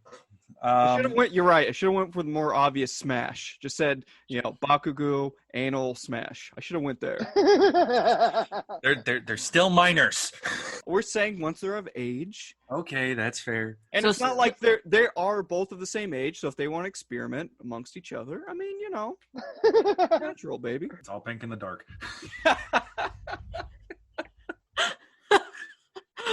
Brandon's face is like pure disappointment right now. Is it disappointment, or is it just shock and awe? No. Shock for sure. Moving on, I think another character development is Kirishima, because you get a lot more time with him with Fat Gum. And then I think another one that is finally beyond the Todoroki side, because I think Todoroki has some character development too, but I really liked the arc with Ida and his brother getting attacked by Stain. I thought that was a really interesting character development for him, because he's essentially on a revenge path, and which isn't the way of a hero. And so Deku and Todoroki being there too help him kind of come out of this anger and out of this I want to hurt the person who hurt my brother. And so I think he realizes that Deku is, because he in the games he was like, I don't want to be your partner because I need to be against you because you're my rival. Yeah. But then I think he really realizes how integral Deku is to their friendship, and how much he really kind of pulls on that friendship with them. I mean, that fight with Stain is such a strong character arc for all three of those boys, for Ida, for Midoriya, for Todoroki. I mean, and Todoroki doesn't get there without that experience in the games with Deku. Yeah. So it's all three of them are feeding off each other, and that's something that you get throughout that whole 1A class. They're all feeding off of each other and building each other up and changing each other in both subtle and obvious ways. And you see the result of all of that, at least for Ida in the Stain fight. Yeah. I think too, it's a really interesting shift that we're starting to see too, because you even see it amongst the adult heroes that they're very much, it's because that's what their version of celebrity is in that world. And you see this, all the adult heroes are in competition. They're literally ranked to see who is the best and who is the worst of all of them. Honestly though, how is a washing machine hero on the top 10? I call because of the kids. That's come on. Yeah. A washing machine guy? Come on. Yeah. Okay. I would have thought the same thing about Best Genus until I saw what that motherfucker could do. After I figured, once you could see that shit in action, I was like, oh, okay, yeah, number 3. Let's not let's not skip over the makeover that he gave Bakugo, because come on. Yeah. Yeah, but yeah, I like they're all in very serious competition with each other, all the adults, and you see the kids like falling into that pattern earlier on because they're trying to compete with each other and they're being reminded that they're competing with each other. Yet underneath all of that, like you see them, and it's mostly I think also to do with the experiences, is because they're literally almost getting killed every other arc, it feels like, but they like feed off of each other so well, and they're building this little community where they're building each other up and they're pushing each other to their limits and helping each other. And I think that that's really important, that we're seeing these relationships develop as friends that are also kind of rivals, but I almost feel like because of their experiences, they're kind of like shifting away from the traditional path that a lot of the adult heroes take. Yeah. And I think that's kind of cool. And I think it's something that you have not quite gotten the taste of, because in the movie they kind of form their own like agency on this like that little island, and you really get to see like they work so well together as their own agency, and they all have such different and unique powers and quirks that they can really feed off of each other and tag team it and do these certain things. And I mean, granted, most of the stuff on the island were like that one old man had to get moved and like travel somewhere, so Ida went and like ran him some places, but like and like Todoroki needed to make ice for the fish dude, but like the fish, like the fisherman or whatever. But that's what I think that big change is, because they formed that agency on the island for the movie, and it was beautiful the way they worked together. Mm-hmm. They really became a Justice League. They really did. But speaking of growth and arcs, and again, we already kind of touched upon like the arc with Kirishima and like that whole fight with the underground tunnel and finding his own agency within it. But can we just talk about the fact that he's got one of the best hero names out of everyone? It's fucking Red Riot. Like, what a great fucking hero name, man. Like, holy shit. Yeah. So the funny thing is that there's been like, I've been hearing on the internet, because I don't think they've officially announced Bakugo's hero name, because like Deku went with Deku. I don't think Bakugo, because Bakugo was like murder, kill. Yeah. It was all like inappropriate stuff, and Midnight wouldn't let him go with it. Yeah, but I heard like a rumor on the internet, because they haven't really released it, that Ground Zero would be his hero name. Holy shit. I thought like, he was I don't know if it's true. Sparky Boom Man? Sparky Boom Man? Yeah. I mean, for the purposes of the Ludic Loungecast, I think his official name will now be, until we hear otherwise, is Sparky Boom Man. Yes, I like that one. But like, I thought I heard like rumors like Ground Zero or something. I thought that was so cool, because it works well with him. It does, but also I feel like it's almost counterproductive, because one of the things is you think that he's going to just clear everything like a Ground Zero, just blow everything up. But especially in that second movie, the fights he was having, like he took down a hero with doing so much minimal damage around. And that just shows his character development, his character. He's not just like that, firecracker, I'm going to blow everything the fuck up anymore. He's literally like control. Yeah, he's literally having control to the point where he's like, look, I can't destroy like this person's house because this is their house and this is their shelter. And that's like hero peeking through him, because for the longest time I was like, man, when the League of Villains captured him to like make him a villain, I was like, damn, he's sometimes got the personality of a villain, but like the small things like that, where he's actually like, oh, he's a hero, but kind of an asshole here, but he's a hero. Like that shines through. Oh, man, I thought they were going to turn his ass, too. I was like, oh shit. I know, I was so nervous for that. I was like, uh-oh. But we haven't really touched upon one of my favorite characters, because I think he's so, like, eccentric, is Lemillion. Oh, I freaking love Lemillion. I love him, too. His quirk is awesome. I want him or Sun Eater's quirk so badly, because like those two, like those are just so creative and fun, and I would have so much fun with those powers. Oh my god. Mm-hmm. I think his character development, because like the fact that he had to lose his powers and having to deal with that, but he's still putting on that like that face, that fur area. I think that's a hero right there. That he's like literally a hero, and the fact that Deku had to go through the idea that All Might's I can't even think of the guy who Sir Midnight. Sir Midnight, there you go. Sir Night-Eye. No, Sir Night-Eye. Sir Night-Eye was like literally telling like them like, no, Lemillion was supposed to be the one that gets All Might's power, and not Deku, you. You're a piece of shit. You don't deserve it. Yeah. So like the whole idea that like Mirio knew that, and so Mirio was he's just a good guy. And then even when Deku floated that by him, he's just like, no, it's yours. I don't need it. I can give you power. I can give you a power back. And he's like, no, I'm good. That means you would be Yeah. in the same boat I'm in. I'm not going to do that to you. That's not fair. Yeah. The Tintin looking dude, but I love him. Yeah, he is hardcore. The Tintin looking dude. Um, I'm deceased. I love it. Brandon, I know you brought up Todoroki, but earlier, do you want to circle back to that, or? Yeah, I think that he has a really good character development as well, and it's, to me, he's almost a lot like Bakugo in the sense, but the opposite, because he's much more emotionally withdrawn as opposed to Bakugo, who just explodes at like literally every little tiny thing. Todoroki's got more of a, like, no pun intended, but super cold demeanor to him. And oh my god, I got a picture of Arnold Schwarzenegger as Mr. Freeze for a second there. Like I All right, everybody, chill. Chill. It's going to be a cool town in the old town tonight. It's nice to see you. Nice to see you. Did you say ice to see you? Nice to see you. I say that in Batman and Robin. Oh my gosh. Yeah, Cool but party. It's deteriorating into Schwarzenegger Fest. I'm sorry. I love Blame it. Anthony. I love it. And I knew it was gonna happen, but I was like, I can't just not have this image and not say something about it.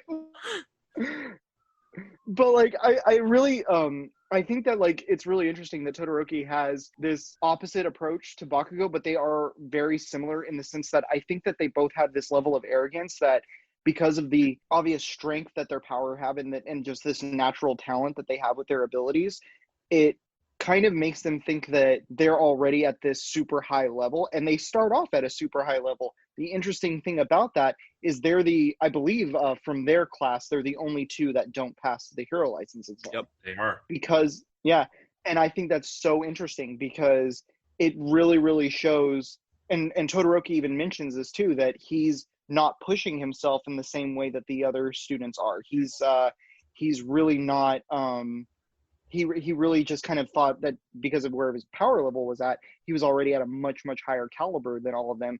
And I think All Might, or someone, maybe Eraserhead says it, but someone tells him that it's easier to make these really big, impressive strides when you're literally on the bottom rung of everybody. Like, it's easier to build from there. If you're already starting from a higher spot, it's harder to kind of build off of that, and you'll start to kind of plateau, which is what evidently happens to him. So I think that whole experience of him having to take the licensing exam again, fuck, that was hard. Like him having to take the exam again, and like also have his dad watch it, and also it be under the guise of like making a bunch of little shithead children fall in love with you. Like, it was just a really interesting moment of growth for him too. But like, he hits really, really good growth points, whether it's the Olympic fight, then how literally after that he goes and helps Deku with Stain, when all the information he has is a location, and he's like, okay, this is important, gotta go, and like doesn't even question it. Mm-hmm. And like how he immediately goes to wanting to find Bakugo after Bakugo is taken by the League of Villains, to like through the licensing exam. Like, all of that I think really, really shows Todoroki hitting these really impressive like character development stages. I think he's one of the more interesting developed people for sure. His background, especially too, like, yeah, exactly. His parents, like the whole, I'm very, very fascinated by the quirk marriages thing that they were bringing up, because that raises a lot of implications about the way people are kind of trying to create almost like this weird breeding program of superhero people. It's interesting, to say the least, and there's a lot of implication there. And I think too that like the way that Shoto grows up with his mother being watching his mother be in a super abusive relationship, how that affects her, how he is traumatized by it because of what his mother does to him, and how he like hates his father because of what his mother did to him. He doesn't even blame her for the fact that she burned his face. Like, he legit hates his father for making her feel like she needed to do that to him, which I think is just insane. Like an insanely interesting mindset to like have as like a small child. Mm-hmm. So I don't know. No, I think you're like, think it's a very interesting thing, specifically like the quirk marriages. And it was mentioned about the kids too. Like the kids were like, we're better than you are type of thing because, and even it was, why can't I'm blanking on names. The speaker one. Present Mike. Present Mike. There you go. Present Mike was like, oh yeah, 'cause he was talking to the teacher. He's like, oh yeah, these quirks that these kids have, they're getting stronger and more like realization at a younger age because they're starting to like meld. Because they're starting to like build up on each other. So like you may have a water power, but if your grandfather had electricity power and your mom now has a fire power or whatever it is, like you have this like super like stacked like genetic quirk that is not just a basic water power anymore. They're like starting to evolve and mutate. And like, that's how you piss out lightning. Yeah. Yep. But I'm saying that's what's really interesting because that also was brought up, and so that's another thing to think about too because they're not just basic quirks anymore. They're these mutated quirks that are starting to appear, and the kids are getting stronger at a younger age, and so that means villains could be too. Yeah, and it also brings up something I wanted to talk about later. But we can bring it back up later. We can bring it up. It's kind of tangentially related, but it's more shippy than anything else. But I digress. One other person I'd like to bring up about character growth is Yaoyorozu. Momo. Yeah, Momo. Momo. Because that pairing when she went with Todoroki. Well, when the show starts, I mean, they kind of put her and Todoroki on the same echelon because they are the two exceptions out of everybody in 1A. They were the recommended ones. They didn't have to compete to get in. So what I appreciate with Momo is that they give her that journey through her doubt, through her frustration, through her own anxiety. You see her in that test where she is tied to Todoroki again, and they have to go up against Eraserhead, and she is just like, I don't know what to do. I can't think of what to do. I'm overwhelmed by what I have to do, and I can't think. And and she shuts down because she shuts down. And you mentioned earlier that a lot of the students do compare themselves up against like Midoriya or Bakugo or Todoroki, and I think Momo's an example of the drawbacks of that because she got so wrapped up in her own head because she thought she wasn't as good, even though she is the only other person to have been recommended to go to the high school. Her power is pretty sick though. Yeah, her power is so cool. Here, you need a blanket? I got a blanket. You need a cannon? I'm just going to fart out a cannon. Yeah, seriously. No, she just pulls open her shirt and cannon. Yeah. I mean, that's that's like the one weird thing. It's just like, she's like a minor who is like looks like she's a lot older. Yeah, a 25-year-old stripper down in Vegas. But, I understand the need written by dudes. Yeah. I understand the need because she has to have skin to produce her creations, but it's still weird because she's still like 14. A child, yeah. Yep. Oh, agreed. Why is it that all these super young girls in anime always have the biggest women bodies? Like, because Brandon said it. It's written by dudes. Like, it's written and drawn by dudes. Men are weird. Yeah. Yeah. You are not wrong. No, you're not. I think we can pivot now into the next topic, which is kind of a general discussion on the villains of the show. Who works versus who doesn't work. I'm gonna come in with a hot take. I don't think Shigaraki works all too well right now. I don't either, to be honest. He's too petulant. Yeah, he's too petulant. Petulant child. He's a man child, and it freaking frustrates the hell out of me. Yeah. Even though in the manga, I think it's in the manga, you get a little bit more backstory with because his grandmother was All Might's mentor. And then you find out in the manga because there's it's the last volume that just came out. Yeah, it's all about the villain, so it's a strict villain only. So you get to learn more about the villains' backgrounds. So you get to learn more about Toga, a little bit more about Double or Twice. You get to learn a little bit more about them and some shit. I'm gonna talk about that later, but some shit happens in that book, and I was like, holy fuck! Like shit's going down. Like it's getting real. It's gonna go from like 0 to 60 in like 6 seconds. Like it's crazy. But Shigaraki, like the little bit of backstory on him from the manga is that because of everything that happened with his grandmother, his father became an ass. Like, so the son of All Might's mentor is his father, and he's an ass. And an asshole. And it was but what Chelsi's left out is that his mother, and I feel bad because I can't remember her name right now. I can't remember. Oh, I don't remember her name. She gives up her son because she doesn't want him to get hurt, and he resents that. Yeah. So he resents people with quirks. So All Might's mentor, because he was afraid that someone was going to target her kid, gave him up, and so that caused this like hatred towards her, and so he kind of took it out on his kids. And Shigaraki didn't have the best childhood. Yeah. And so that was a big villains normally always have some type of traumatic thing in their background, and it's kind of like this sounds dumb, but it's kind of like that My 600-Pound Life. They always have something traumatic that happens to them that gets them to that weight.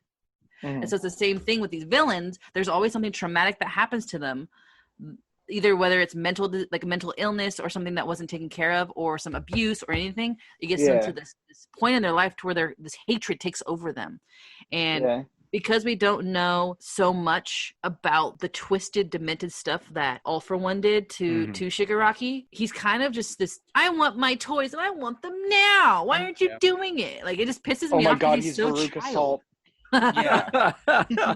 Daddy, I want a squirrel.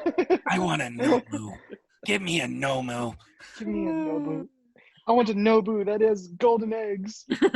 But I think his petulance makes me feel like he doesn't work. If I wanted to make the counter argument, I think he's supposed to be like a dark mirror to Deku then.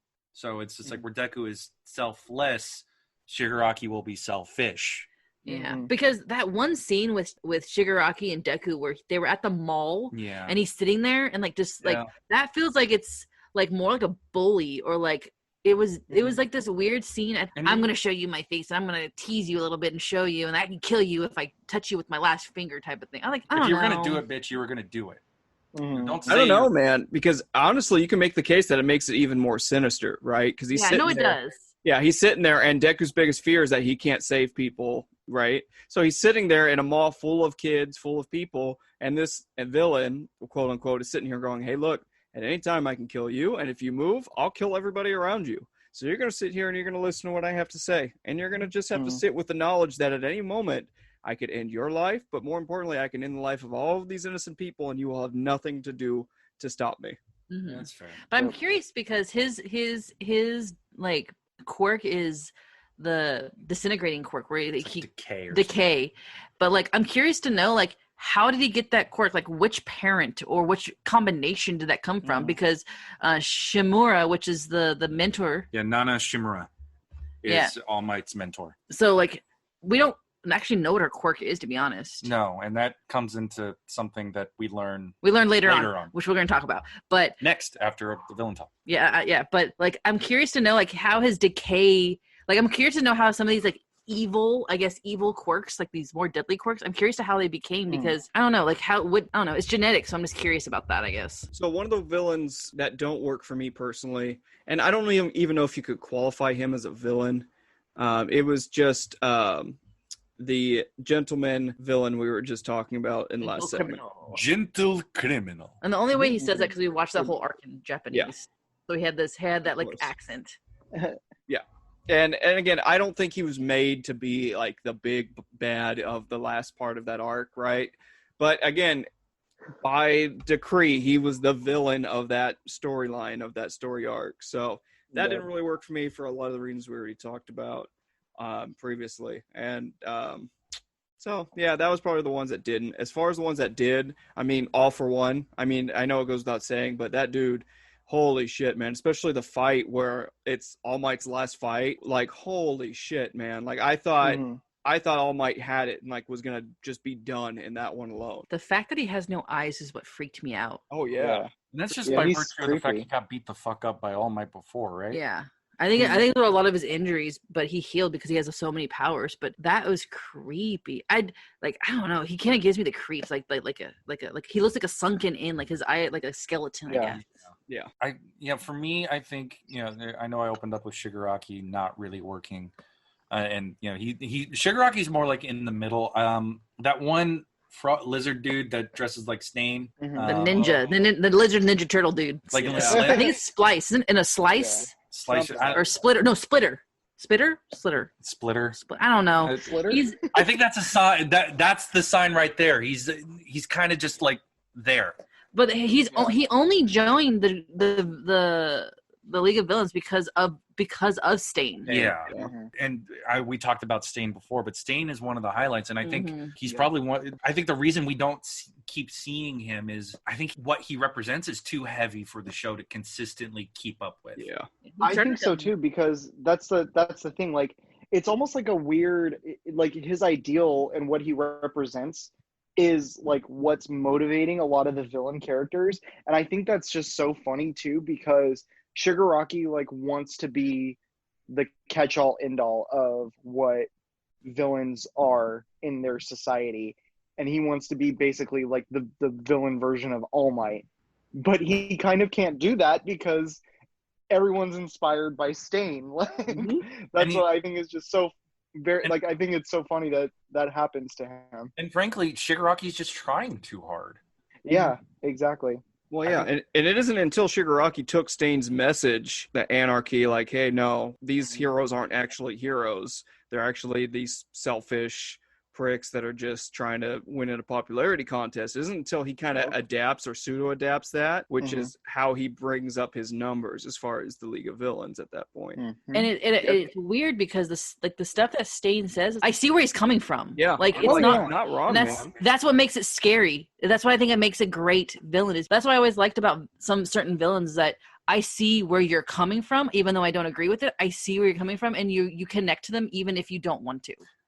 Yeah. I hate to make the connection because, in doing that, I would tie it back to Batman again. But I feel like Stain is the Joker of this universe in that when he shows up, it's big, but you can't do much with him because he gets too big. You know what I mean? It's just like he's too dangerous to handle, and the moment that he's able to open his mouth and spout things out, it becomes something that the world just can't really hold its weight under. Also, it goes back to, like, as Chelsi and you were just mentioning, John, where they're talking about how it's a true message and it makes you resonate with the villain, which is why they're a great villain. Because what I was looking at Stain, and in my head right now as I'm thinking about the arc where they were doing the mentorship, the heroes were doing the mentorship, and how Momu's internship was just the pretty girl. Like, she was doing the photo shoots and everything. Yeah. I'm like, yeah, you look at Stain, like, dude, he's kind of got a point. And it's literally the last thing she wants to do.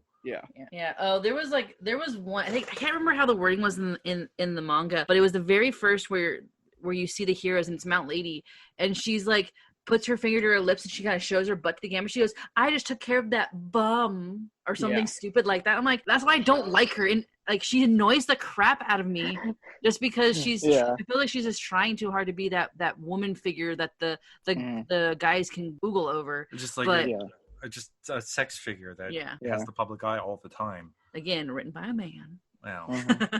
No, but I agree with John when it comes to Shigaraki. He annoys me. That's why I just don't like him, because a villain should be something that you're like, ooh, I want to know more. I'm interested, and he just annoys the shit out of me. What I think a villain, I don't know if I would consider them like a villain, but I would, is the Nomu. They are so freaking cool because they can go and tear things up, and they're just these mindless creatures, but they're so incredibly powerful. And then the Nomu at the end of the 4th season that actually can have cognizant thought, that is cool. Like, that was like, oh shit, it's getting real. Well, not only that, it's they made these creatures off of unwilling people. Like, transforming them into people that could not give consent to do this. And like, that just takes it on a whole new sinister level, because you're like, okay, so we have to kill this thing, but we're killing an actual person underneath it all. And there's no saving that person anymore. That's like, I was like, oh, that's like a Shigaraki thing, but it's not. It was All For One who influenced Shigaraki, and then the Nomus are just his puppets now. So I think the Nomu are kind of a cool, like, villain-esque type creature, or even though they're not really like, I don't know if they're like the villain, but they're the tools that the villains use. I think they're very interesting. They're an exciting threat. Yeah. Do you know what the Nomu kind of remind me of too? Are the chimeras from Full Metal Alchemist? Like, taking a bunch of parts of something and making it into a living thing, and that living thing doesn't have any of a lot of the original qualities of what it used to be. And I also have like a little theory in my brain that the Nomu that was cognizant that we saw at the end of the 4th season, the reason why it is cognizant is because it directly like connected to All for One. I feel like, I feel like that's where they could be potentially going with that. It's possible. The one Nomu that picked up Deku right after the Stain fight. The thing that I thought of, like, it was the stupidest thing, but I was like, it's like those monkeys from the Wizard of Oz, like, like they pick them up. And I was like, I don't know why that came to my head, but that's what I thought. They reminded me of this flying monkey. Like, they're literally just like, the creature. They do bidding for other people, but I was like, they're kind of creepy like that. Like, they creep me out. But I like that. I like the fact that they creep me out. Yeah. So I think at that point we can move on to a little bit of a discussion about the 2 movies, and we're only getting 2 movies. This is it. Where they've officially said that they are not doing any other movies outside of 2 Heroes and Heroes Rising. I'm okay with that. Honestly, I think so too. The end, like the Heroes Rising, like that was like, I don't know how they could top that. Fun fact: that is the last movie Chelsea and I saw in theaters before that COVID. was. Oh, we saw it. It was a one night only thing, and we went to see it with a bunch of weebs. Oh yeah, that's amazing though, and I'm gonna tell you why, because I am so jealous of that. The last fucking movie I saw in theaters was the fucking Grudge remake, and I am not okay with that was the last thing that I saw in the movies. I didn't even know there's a Grudge remake. Yeah. Oh, you poor fuck. Oh, God, it was awful. But I will say this. It had one of the most, I think it was unintentional, but it was probably without a doubt one of the funniest things I've ever seen in a horror movie, where they're like, there's a ghost in the house, and the lady's like, oh, yeah, and then literally cut to the next scene, and she's packing her bag and she's leaving. That would be me. Yep. Also me. I would be like, nope, bye. See ya. It's that Eddie Murphy sketch. Yep. It's like the Amityville. Get out. What happened? Yeah. Have you ever heard that? No. It's a famous bit from one of Eddie Murphy's stand-ups. So like, how would the Amityville horror go if black people lived in the house? And it's like, oh, look at it, nice crown molding. Oh, this looks nice. Get out. Oh, we're gonna leave. Bye. Because white people are dumb when it comes to scary movies. They always make the dumb decisions. Yeah. Hello, Billy? Are you here? Okay, I'm just gonna go take a shower now. Stab. Oh God. Back on point. So landing the plane. Landing the plane. All right, keep going. Landing the plane. The first movie hits a lot better for me than the second movie. I like a lot of the second movie. I like the teamwork aspect of all of the heroes. I love them doing the menial things like we talked about. I love the fact I like the team ups. But really, like, the villain, I didn't care for. The overall plot of the second movie, I didn't really care too much for. And then kind of okay, we already announced spoilers. The kind of the bullshit of like the Michelangelo 16th, chapel painting of Deku and Bakugo like touching each other, like, take my power, Bakugo. I'm like, what the actual fuck is this? Like, this is some bullshit stuff. So, side note, Brandon, what happens is that they are getting crushed and they're going to lose, and then Deku's bleeding and so is Bakugo. So he willingly gives over his power to Bakugo. And his theory is that essentially, oh my God, your face, Brandon. Ladies and gentlemen, if you could see Brandon's face. Yeah, your face is awesome. So he willingly gives up one for all to Bakugo. How does he get it back? Oh, because it's fucking magic anime writing. It's Superman 2. He kissed Lois Lane in Amnesia. All of a sudden, Bakugo passes out, and he goes, oh, wait, All for One didn't actually transfer. Ba-da-ba-ba-da-ba. Yeah. Superman.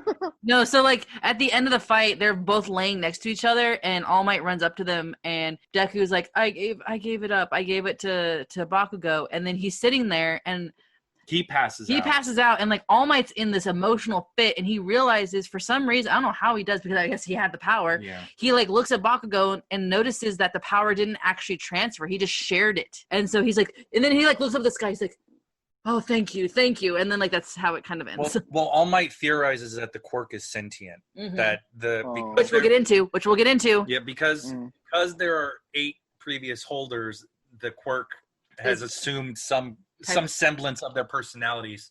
So they made the choice to stay in Midoriya. So Which what you're But saying? fun fact about the movie was actually, I think, supposed to be the ending of the series. yes, and then it got popular in it, and the direction changed to an extent. So Yeah. So All Might predicted that the writers got extremely lazy and needed a cop out. That on prediction convenience by- aisle.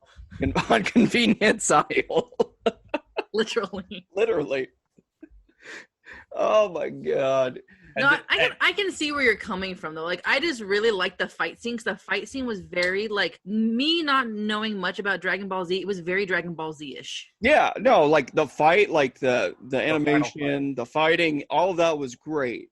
It was just like cop out. Okay, let's get a cop out. Boop. Because Yeah. we still have a bunch of seasons of the show to make, and Deku needs the power back. So let's give him the power back. But again, like everything leading up to that, even like we're joking around Convenient Island, and essentially, Brandon, since you didn't see the movie, they're on an island and they're doing some stuff on this island, helping out the Like population. a summer project. So they Like have the a island, and summer across the like little harbor is another island, which is like their like was it like a temple Yeah, or like something? a castle. They That's- called it like a castle. or Yeah. something. But they didn't mention this separate island the entire movie, and all of a sudden they're like, "Oh God, these big bad villains are here. What are we gonna do? Well, let's just go to this island here that just so happens to have a fortress that we can defend, And no people living on it. and nobody living on it." Yeah. So I was texting John as I was watching it today. I was like, "Oh, that's convenient," and John's like, "Yep, it's Convenient Island." 7-Eleven has their headquarters there. Oh my god, yes. It was like, I understand, like, I see where you're coming. I thought there was a really cool like arc with the first movie and going to the Island and like the technology island. Yeah. I was so cool. And honestly though, I would love for what was her name? Melissa Shields. Melissa. I would love for Melissa, as you could tell, I'm not very good with names, but I would love for her to come back, and like, as much as I love that crazy eccentric like Inventor Lady Hatsume. I would Yeah. love to see Melissa come back and like invent some shit for Deku, because And- her armor thing Yeah. was so freaking cool, and I wish they brought it back to the actual anime. Yeah, And, it was amazing. Fucking better costume. Oh my god, please give him a better costume. Yeah, Deku's costume. Yeah, was weak I sauce, know, man. it's like I Yeah. understand his mom made it and it's supposed to be sentimental, but the those mom that's like, freaking "No, ears fuck are your so- dreams. Fuck your Yeah. dreams, Deku. You're not gonna be a fucking I hero. know. Get the fuck out of here." But his is so boring. Like, I hate his costume. I wish it would be so much. Yeah. I don't know. Not like, it doesn't have to be anything near All Might. It just needs to, I don't know, be something more wow. mhm. Well, and you mentioned the thing, like, I love the first movie. I love the overall plot. I love how it really brings, All Might and Deku together, and it really bonds the passing of the torch, especially with the double Detroit smash, which is the most amazing thing I've ever seen in my life. But like you said, the biggest plot hole is, again, like, Deku has this special arm brace thing built specifically to withstand ginormous punches of ginormous, power.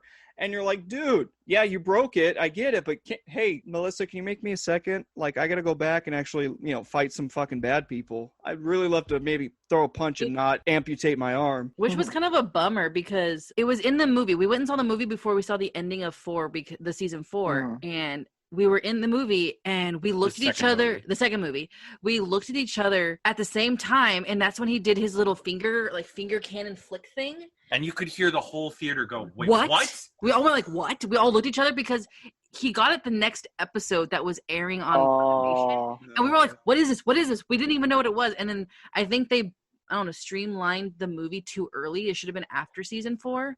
And so we saw well, yeah, it. because was that happening? Like, was the movie released after season 4 had aired in Japan, or after it aired? No. It was well, the thing about My Hero is that it's simulcast, so when it plays in Japan, Oh. it plays, It plays here. Oh, okay. if you have Funimation now, of course, so yeah. Oh, then that's shitty. Then, like, why? Yeah. Yeah, So- that's not very That well was- planned at all. That was the one thing I was kind of bummed about because it ruined the surprise in the show when it was kind of a cool, like, oh, I have this really cool, like, finger gun flicky thing for you. But we saw it in the movie and we're like, what is this? Yeah. And so Yeah. he had this thing on his armor and I was like, and then they actually put it in the movie and they connected the movie and the anime that way, but they wouldn't do it with Melissa. And I thought Melissa was such a cool character. Yeah, absolutely. And then the connection with All Might and his American And David. and David is the American. That also, I would love a side story about that because I want to know more about All Might in America because that opening was cool to that movie. That was so neat, and I wanted to see All Might without his dark eyes. Right. I think that's why we're kind of harping more on the first movie than the second movie, because I feel like Two Heroes is, I think, built a little bit more organically than Heroes Rising is, because even though they create a episode to kind of lead up to Yeah. the movie, and here's where you can watch the movie in the middle of the show, Yeah. and to get this backstory. They didn't do that for the second movie. They didn't do that for the second one. You get a more personal story out of it because it's All Might going to visit an old friend and trying to bond with Midoriya. And then you also get all of the kids being forced into the situation where we have to put everything we've learned together into saving these people. Saving these heroes, saving the heroes that were captured. Yeah, just saving the heroes, saving the people, the regular people that are there. I think with the problem with Heroes Rising is that it clearly feels like it's a video game land, that it's just like, here's your task. Your task is to defend this island. And we're going to, you're going to have all of these things that are convenient for you to defend this island. We'll have this kid who can heal you instantly so you can be back to 100%. Yeah. Captain Convenience or whatever I call it. That's right. But that's the one thing about anime that confuses me sometimes. And I've been watching anime since like the early Pokemon VHS days. Like I did the entire first season of Pokemon on VHS. Like I've been watching anime for a while, and that's the one thing that confuses me about anime connecting to the actual series is like the first Full Metal Alchemist, their movie, The Conqueror of Shambhala, it connected directly to the story. But then Brotherhood, their movie, was a completely different, had nothing to do with the actual anime's plot at all. And so you can watch the movie anytime during the anime series, and it really didn't connect. It was a fun little side story. But I think it's the downside of when an anime is doing a 100% faithful adaptation versus adapting halfway through a book's run. Like my Full Metal Alchemist is the prime example of that, because that first version of the show was the book's almost halfway finished. So at a certain point, they're gonna, if they want to keep making this, we have to deviate. yeah. And when you're in a situation like that, Which we're getting close to. yeah, Because we've almost caught up to the manga now in My Hero. it seems like the show adapts at least 5 volumes, or maybe a little bit more than that. But I think they can probably stretch out the next season because it's a pretty cool, like we'll talk about that too a little bit. There's an arc where it's class 1A versus class 1B, and they do like these games. You learn a little bit more about the other class. The one dude, the one who like takes your power. He's a dick. We don't like him. He's we in do there, like Side Ponytail Girl. We love Side Ponytail She's Girl. awesome. Her power is pretty cool, and you just see a little bit more about them and their character, and how you realize that 1B is not that far away from 1A. Like they're like they beat them a couple times. I'm like, damn, their powers are pretty cool. I don't know. I see that the second movie, I can see the flaws in that one, and I just think it's a lot more like showy. It's a really cool thing to watch, but I think the story of the first movie I really enjoy a little bit more. Yeah, that I'm of the same boat. I Plus, feel I gotta see All Might, and I love All Might. Yeah, my man. I am here. Thank you for your compliments. Hey guys, what I miss? I just passed All Might in the hallway again. Mm-hmm. Yep, and that leads into things that I want to see from the future of this franchise, which is, and me and Chelsea, whole hardcore, are on this fucking team. and it is, we want our own fucking All Might, like, prequel fucking show. Yes, 100%. Show, everything. Movie, I don't care, anything. Anything. Just inject it straight into my goddamn veins and just let me OD on that shit, man. I think he is such an interesting character because he's just like Deku. He did not have a quirk. Exactly. Mm-hmm. And I want to know how he became like this little tiny guy and like got picked out for some reason we don't know yet to inherit this power, and how he went to America for a student internship or whatever. Exchange student. He went to America and like all these cool things, and that's why I love when he does the California Smash, because I'm just like, oh, he may have been here. I just think it's so cool because I think he's such an interesting character, in that we get to see the end of his like really the end of his career, and I want to know more. Even though I love Deku too, but I want to know more about All Might because I think he is actually a very interesting character. Yeah. And then you can see the buildup between like him and Endeavor and all of the other like top 10 heroes. And you can just see like how that rivalry shifted. And then again, you're going to get more of All for One. You're going to get a lot more of that villain story. And holy shit, man, there's just so much there. That first fight though, the first fight with him. Where he like breaks his fucking rib. Like, holy shit, man. Oh, like gets rid of loses his stomach. Yeah, loses his stomach for it. Oh. So this is like if people are, if you still are listening and you don't want spoilers, like this right here is one of the ultimate spoilers that I am so excited for them to get into. They got into a little bit at the very, very, very, very, very end of the season where Deku like wakes up in the middle of the night and there's like that black, is it like black lightning in the room? So this is like the ultimate spoiler, which this is why I had to get the manga and read it so quickly.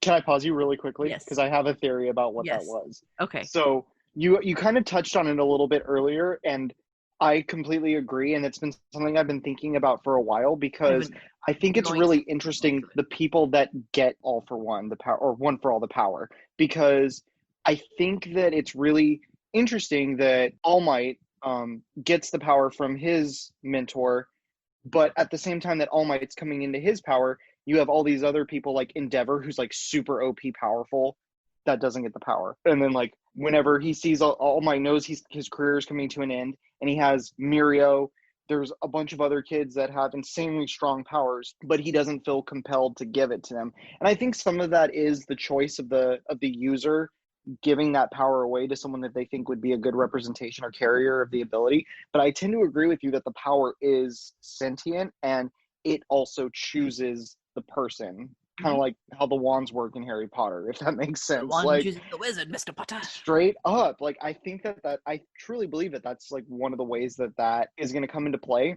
I also think too that because of the hints that they've given about other people, because Midoriya and All Might didn't have a quirk prior to One for All, but I remember something in the anime about little tiny quick guy. What's his name? Oh, Gran Torino.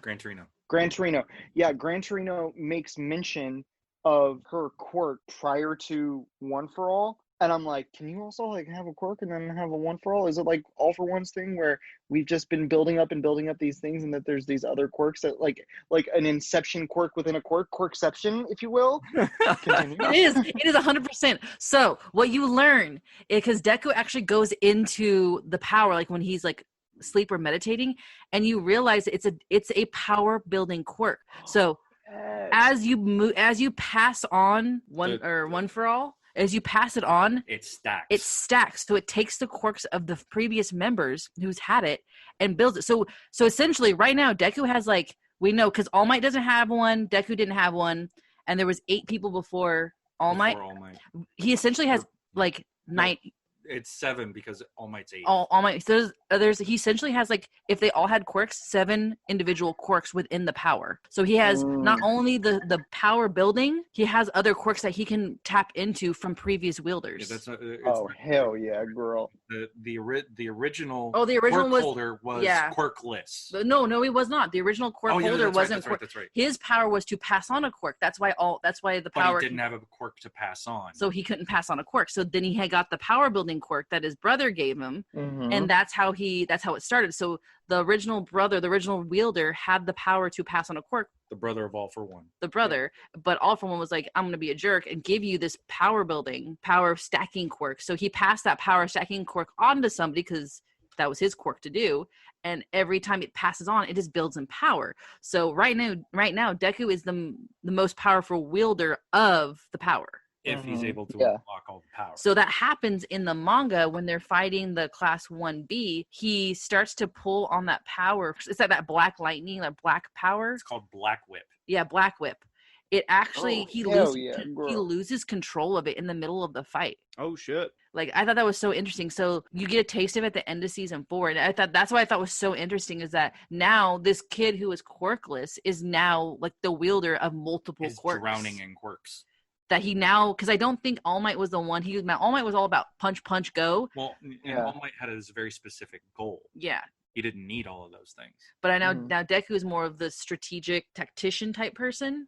He's going to be more of the, let me find out what all this power has, like what all the different quirks are, and I'm going to utilize it to become the best. Holy shit. So like Damn. that was the part I had to keep going. I had to read the manga just because I wanted to know more. And you get a little bit more, but not much, but you get a little bit. And so in the manga, you actually get to see some of the previous wielders like in a line, but they're the very first few people are actually blurred out. You didn't get to see them. So you get to see kind of like the silhouette of them, but not much. Yeah. But you get to see that means they're probably developing who they are still too. Yeah. Like Yeah. that makes sense. Yeah. It's like whenever whenever they in TV, I think is the ones that are most apt to do something like this, when they like will show someone from behind, because it's like they haven't cast that person yet and they probably want to cast like someone that people will know to play like a character in a later season. Like you'll see the back of their head, it's like a blonde person. It's like, oh my god, who are they gonna cast? It's like that's because they going after somebody like that particular fits that profile, but they want a person to be famous. They just don't got her yet. Yeah. Like the best example I can think of right off the cuff is how they showed Superman in the first season of Supergirl, where it's all just like he's behind, like the sun is right behind his head, so you can't see his face, but you can see the rest of his costume because they hadn't cast him yet. Yeah. One thing I'd like to, and this is more of a general question, is there room in this show for them to develop characters into proper romances? I don't know if there is, because I think, I'm thinking back to more suitable examples within this genre of anime where it's, like your Dragon Balls, your Full Metals. President Mike and Eraserhead. I think that's probably one bunch you can probably say, yeah, they're fucking. In that sleeping bag, I call it right now. In that yellow sleeping bag is where they get they freak on. Hands down. They also have to remember these guys are like young. They're like essentially like freshmen, I guess, in high school. I would consider them like that age. Like it would be more of like the crush. Oh my gosh, I like you. Like you're cute, but like not like this proper full romance unless it's from the adults, because I don't see any of them really going, oh my god, I love you type thing. And like they're just kids, and they're trying to figure out their powers and try to become heroes. They don't have time for romance. I think that it's something that they're not really touching on as much, because so many of these kids, that's all they want more than anything in the world is to be heroes. Like I don't even think it's something that's in their purview. Like they have their little moments where they're kids, and it's like, oh my god, I'm talking to a girl right now. Like he like freaks out with Uraraka. But I think that like as of right now, where a lot of their headspaces are currently at, they care more about being heroes than they do about like forming romantic relationships. No, I agree, and I think what I would like to see of something of that nature is maybe there's like a married couple that's like a superhero duo or something, and like they're just like kind of like the Incredibles, right? They're kind of just doing their thing and they're kicking ass. Like they don't have to be like a main arc or anything, but if they're just like this is just that they're there. X and Y. Yeah, this is X and Y. They've been married like 20 years and they've been fighting crime ever since. I think that would just be a cool fucking thing. Like so you can say, like that does play a role in this world, right? Because you don't have any examples of that. The one example you have is, of Endeavor and his wife that he locked up after abusing her. And that's not a good example, right? And you kind of have, Deku, kind of like the flirtatious thing he's got with Baraka, and they're kind of a thing there, but kind of not. I mean, it would just be nice to see what a romance looks like in this world. I also think that the reason we'll probably not see any of that is that the nature of this genre of fighty anime, like, your Dragon Balls, your Full Metal Alchemists, they kind of just skip past the work when it comes to the romantic relationships. I mean, like the key example I think is like Goku and Chi-Chi, or Vegeta and Bulma. You don't really see them make that. You don't have that meet cute. Less so with Goku, because you do have that moment when they are kids, they do meet. But like Edward Elric and Winry, they kind of just force that, and they don't, they employ it. It kind of happened. It just happened. Well, yeah, because they're childhood best friends, and that's just that. He doesn't like remotely.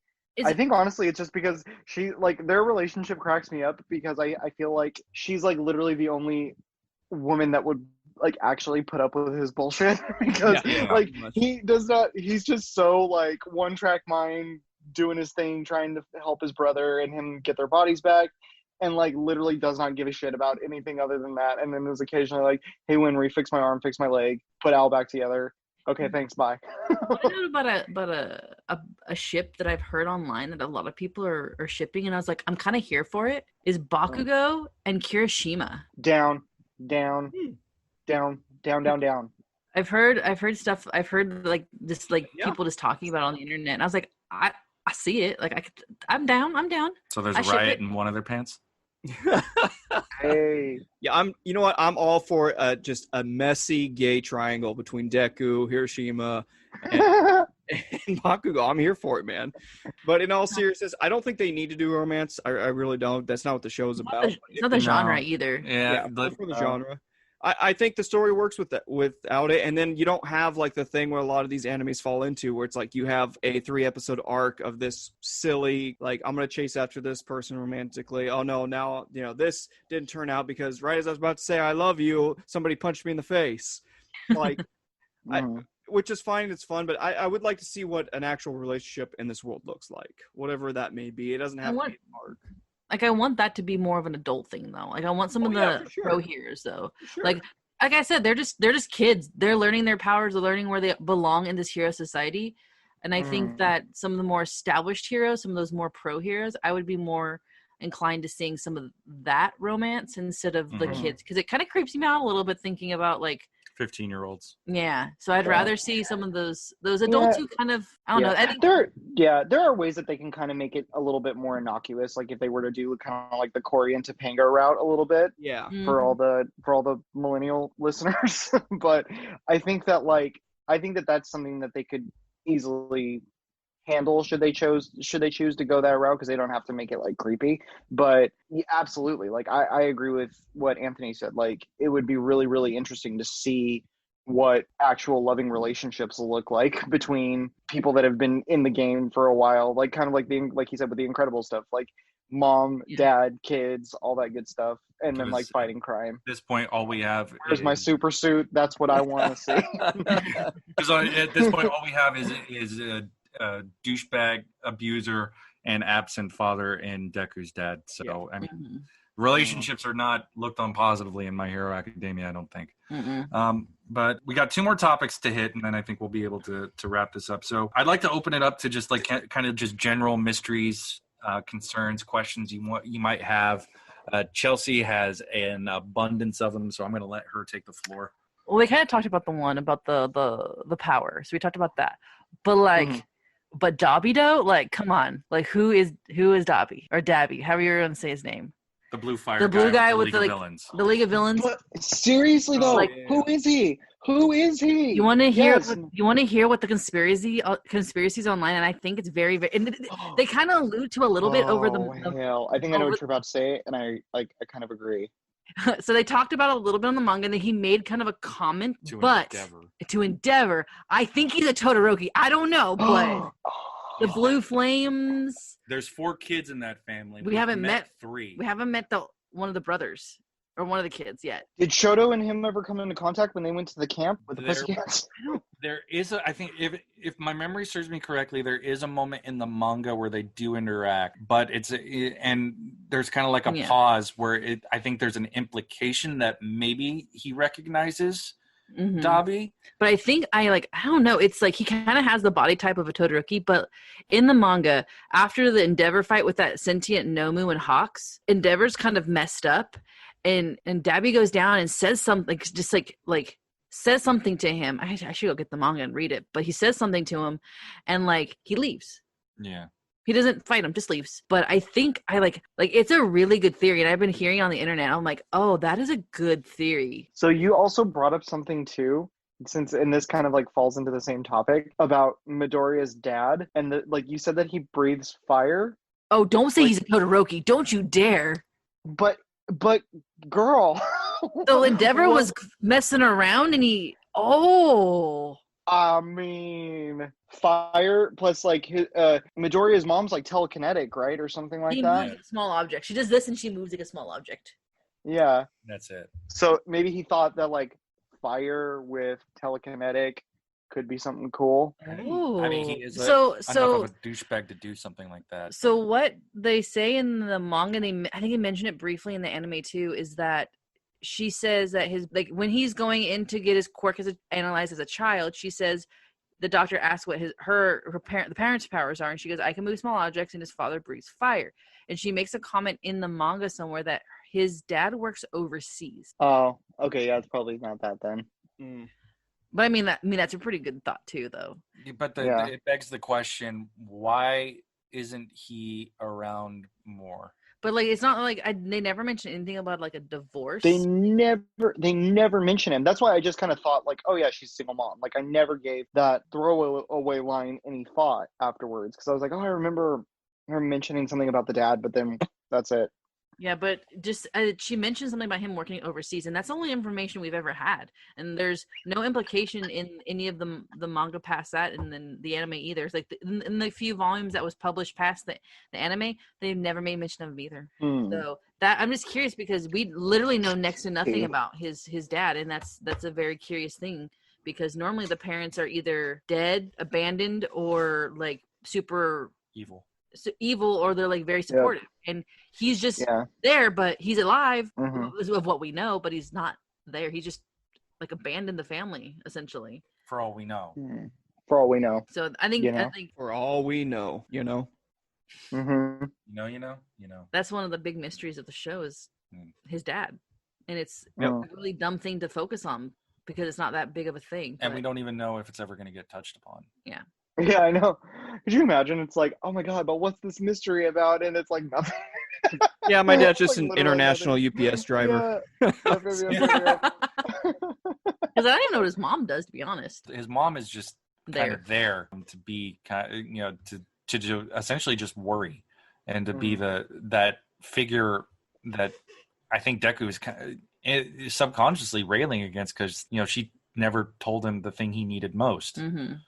So it's always, he doesn't strike me as the kind of person that would have something to prove against his supposedly only parent. But I mean, you deal with something like that in some way, you're running up against it because you want to show them, hey, you were wrong about me. Yeah. And there's this cool thing too that was touched in this villain volume of the manga, which I think is a game changer now that it happened, is that you follow the villains. So you follow Twice, you follow Toga, you follow Shigaraki, and this new villain group that's coming out. And so this new villain group starts to attack and go after the League of Villains, because they think they're just weak sauce motherfuckers who don't to be around. So yeah, and this new villain group is more kind of an organization. Yeah. So they're a little bit more put together than this League of Misfit Villains that Shigaraki has, and it puts the villains into, or the League of Villains into this predicament to where they're gonna die. Like, these people are like honestly going after to kill them, and it's mentioned very briefly that the idea of once your body and once you're put into this massive stress, your quirk will start to mutate and become stronger. So because these villains were put in these situations that they feared for their life and they weren't going to get out, all their powers just like got like a super mega boost, and they started developing these powers that they were like, oh my god, this is amazing because now I'm super powerful. Like, you know how Toga can drinks the blood and she can turn into people based on the amount of blood, so how long she can turn into them. Right. In the middle of this fight, she turns into Uraraka, and because she had some leftover blood or whatever it was, and she actually was able to use Uraraka's gravity power. Oh shit. So like, her powers have multiplied and powered up to where the blood she drinks, she doesn't just turn into them, she actually uses their power now. And so like the same thing with Twice has the Twice the split personality, and he can like multiply himself. And so he was always, so the reason why he stopped multiplying himself, he actually started multiplying other people, was because he was afraid. He doesn't know if he's the original. The original. Oh. So what happens is that he actually, you learn a little bit about his background, that he actually multiplied quite a bit for them to like, oh, number 3, go do the laundry. Number 4, vacuum the house, whatever it was. And then they got in this huge fight, like, I'm the original. No, I'm the original. I'm the original. And so they actually started killing each other. And so he was the last one left. And so he doesn't know if he's the original because there could be more somewhere else. So he has this like weird thing about being afraid to duplicate himself. So he duplicates other people. So that's why you see some of the villains get duplicated. Mm-hmm. And he only can duplicate so many people for a set amount of time. Yeah. And he gets in a situation where he's to actually, and he multiplies a literal stadium's worth of people. He's like a stadium's worth of himself, like multiplies himself to like thousands. Damn. And so his power just went floop and went up through so all these villains, massive power boosts. So there's a lot of implications to what the nature of quirks are, how they evolve, how fast they evolve. Yeah. So I think this is a step that really didn't talk about much. Now that we're getting like powered up villains, and I think that's going to throw off our heroes when they show up again. Like, what was Shigaraki's? I forgot what his power up was. I think it was how much he could decay and how fast it was, or like he didn't need to do all 5 fingers anymore. Yeah, that's what it was. He has to touch something with all his 5 fingers to decay it. He just literally can just graze it, like barely like poof, and he's done. Like barely touch him now. Damn. Ooh, nice. I think it's gonna get. I think it's just the nature of these shows too. It's gonna get a bit more difficult as the heroes grow. The villains got to grow. Yeah, more bombastic. 100%. More bigger. But it was kind of like, oh my god, like this is gonna be tough for them because they powered up, and it's gonna be scary for some of these kids. Mm-hmm. But that was a big plot twist in that, and I was like, oof, oof, oof, oof. And then freaking Hawks, I'm not happy with him. He's a double agent. What a bastard! So far that we know, he might be double agent. He's actually like he's working. Was it with the Meta? Was it Meta people? He was working with one of the villain groups. No, it's the League. It's the League. He's talking to Shigaraki. Yeah, he was talking to Shigaraki and like giving him information. And I was like, no, Hawks, how could you, bastard? The one question I had was, how likely are they going to be moving students in and out of 1A? I'd be the first person to sign the petition to get rid of Mineta. Yeah. Just for the fact of his power. Like his power is actually kind of useful. The fact that he's just complete shit character. Yeah, he sucks. Get rid of Mineta, bring on Side Ponytail Girl. Oh no, you know who I want? I want Shinzo, the one that if you respond to this question, he can control your body. Yeah. Shit, yeah. So during the manga, the new parts of it, the reason why 1A and 1B are fighting is they're trying to add Shinzo into the group somehow, and they don't know where he's gonna get added. Because he's actually he takes Aizawa's scarf like tactic, and he starts using that as a way to attack. Because Eraserhead is tutoring him. Because Aizawa also has a power similar to his, where he can't really. It's not an aggressive attacking. Yeah, it's not a big bombastic thing like nitroglycerin sweat or a power stacking quirk. It's much more indirect and stealthy. So the kid is essentially a mini Aizawa. So the question becomes, what does it mean to add somebody to a class? Does that mean it throws off the dynamics? Yeah. Does it mean it's an addition? Does it mean that somebody leaves? Does it mean that Mineta? Yeah. I mean, we can only. And then you see in the episodes when he leaves, he's just looking through the window, going, "But I used to be in that class." I mean, it would certainly be a good comedic moment where he's just he's pining for what was. Yeah. Yeah. I feel bad for some of the side characters we just really didn't know. Like, some of them I feel bad because I don't even remember some of their names that much because I just remember their quirks because they're just tail guy. Yeah. Oh yeah, I like him though. He kind of showed up a little bit in the movie. Yeah. Well, I think what they could do is because one of the most compelling parts of the anime is what they had the competition, right? The competition as far as like, okay, am I going to be able to make it, stay here? What if they just did something similar where it's like, okay, look, we have these promising 1B and we have some underperforming 1A. And look, you guys got to step it up, and you guys got to make sure you keep your place. And they do it that way. Because, again, the whole premise behind it is that 1A has to be the top of the top because of the growing concerns of the villains in society. Mm-hmm. So, I mean, they're not just going to let 1A get stagnant. Like, they're going to make sure they try to get the best of the newest heroes. And that is something that is happening in the competition between 1A and 1B. Everybody's getting graded. That's the nature of a superhero high school. Yeah, I wonder if they would, like, the first year they have the 2 classes and they would restructure them and like the second year. Yeah. And the other question is like, eventually we're going to have to get to the second year. So what the hell does that even look like? Yeah, that's 'Cause usually- super true. Usually, traditionally, from my understanding, Japanese high schools are 3 years. So we're going to be in UA for a long time, folks. Unless they do like a time jump, but Yeah, I don't know. that is certainly possible. Dragon Ball did that. I don't know, but Mineta is just that character that his power is not horrible. It's just the fact that he's such a nasty pervert that it's just he's not a fun character. I mean, it helps that that in the American dub that he's voiced by a woman, and his character has grown to an extent throughout the entirety of the series, but he's still just perv.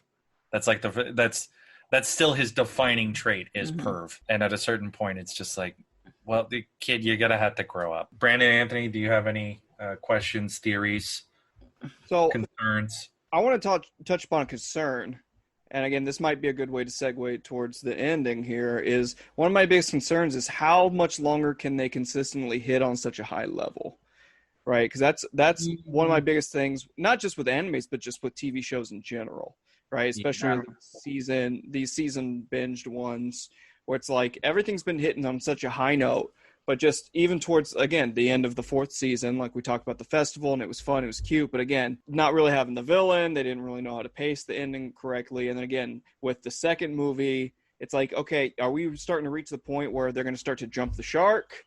Or that's just my biggest overall concern, because I love the series so much, and I love what it's been doing, what it could do, but I'd rather almost end on a better high note than just have it keep going for like 17 more seasons. And now it's like, oh yeah, 1 through 5 are great for the seasons, but don't look at 6 through 17. Like those are crappy. Don't even, you know. You don't want to pull like a Supernatural where some of the seasons that were after the original like 5 or 6 were like, oh, that season was hard to get through. Or within the realm of anime, like an Inuyasha or a Bleach or a Naruto. But that was those ones that came out when like the filler episodes were a thing. Where like, it was the trend. Like anime now is very quick when it comes to getting to plot lines. Instead, like the Naruto, Inuyasha, those type of animes has so many filler subplot that it was almost hard to get through. It came to a point to where like the people who were really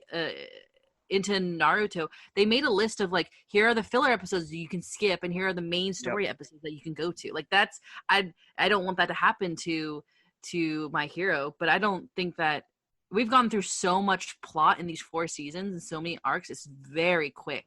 And all the episodes do connect, which is good because there's very few filler episodes. No, I agree. 100%, but I don't want to get to the point like where they're like, okay, now we need to catch up and pass the manga, so we have to wait for the manga. Now let's give you, half a season of filler or just a half a season of weird. I think what helps is that I think the trend in anime now is more faithful adaptation. So I think that means it's going to be a little bit of a slower release pace, just so that they can stay in track with the manga releases itself.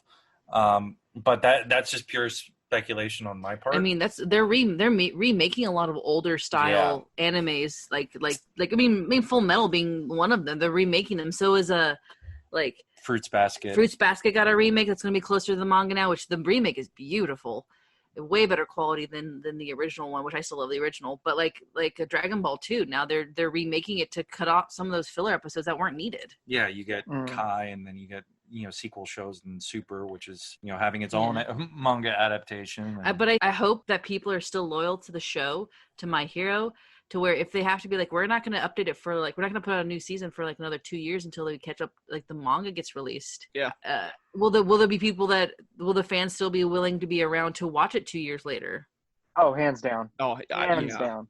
So. This has been so much of it's been a weird, not a weird, but it's definitely been one of those big pop culture defining moments that they probably could go on hiatus for a year or two, and they would build so much hype in between all that. I just don't want. I understand where you're coming from, and that's kind of a fear. I would agree with you too. Is that I don't want it to become that blah. It's every arc has. So besides the Gentle Criminal, which was it was in the manga. It was in the manga. It was a slow down arc, but that whole arc with Overhaul That was such a fantastic arc. And let me say, like, that dragon Cheesecake. hero. I finally remembered his name. Cheesecake. There you go. And continue. The dragon Finally hero. hit Oh me. my god. The dragon hero, the dragon lady. Oh my god. Like, Yes. she's awesome. This is Yeah. where I think the spin-offs would probably come in because I mean, there's Oh, All Might spin up. Oh my! Like that GIF you guys keep sending me of Baby Azuku just like, That would literally be like Anthony and I. If there's ever an All Might, we'd be sitting at TV going, Yeah, All Might. that would 100%. We'd literally be Deku. We'd literally be Deku. Like literally be Deku. 100%. I would find the action figure of All Might, the same exact one, and I'd wear the Okay. fucking hoodie. Okay, listen to this shit right here. So in Deku's room in the dorm, it's in one of the title sequences where it's like panning and you see Deku like laying down or sleeping or something. He has a couple action figures. We literally have two of the same action figures that Deku has. Like literally Yeah. have the same exact ones. He has a pop, which we have a pop of All Might, and he has this guy. a statue of All Might doing like a leaping punch. He literally has the same exact one. Like literally has Yeah. love. And Love I stopped it in the middle of it because I was like, "Oh my god, we have the same thing Deku has." Love it. So I think if they want to deal with like fatigue and momentum issues, they'll probably deal with spin-offs. I mean, they have two different like and there's enough manga people who have like yeah. there's enough people who have like these certain like ties to certain heroes that are not like touched upon, like that shot, like what's his name, Snipe. Snipe. Nice. Like Yeah. like there can be like honestly, man. I would love an episode or two, like a little tiny baby mini arc of like the day in the life of what it is to be like a professor at UA. Yeah, exactly. Or- Love that. Or like we can even have like it would technically be a filler, I guess, a filler part, but like just know a little bit more about like All Might's past and like how he was at UA and how like all this stuff. Honestly, I want to know more about the principal because he's like a freaking animal that was like tested on and all of a sudden has quirks now.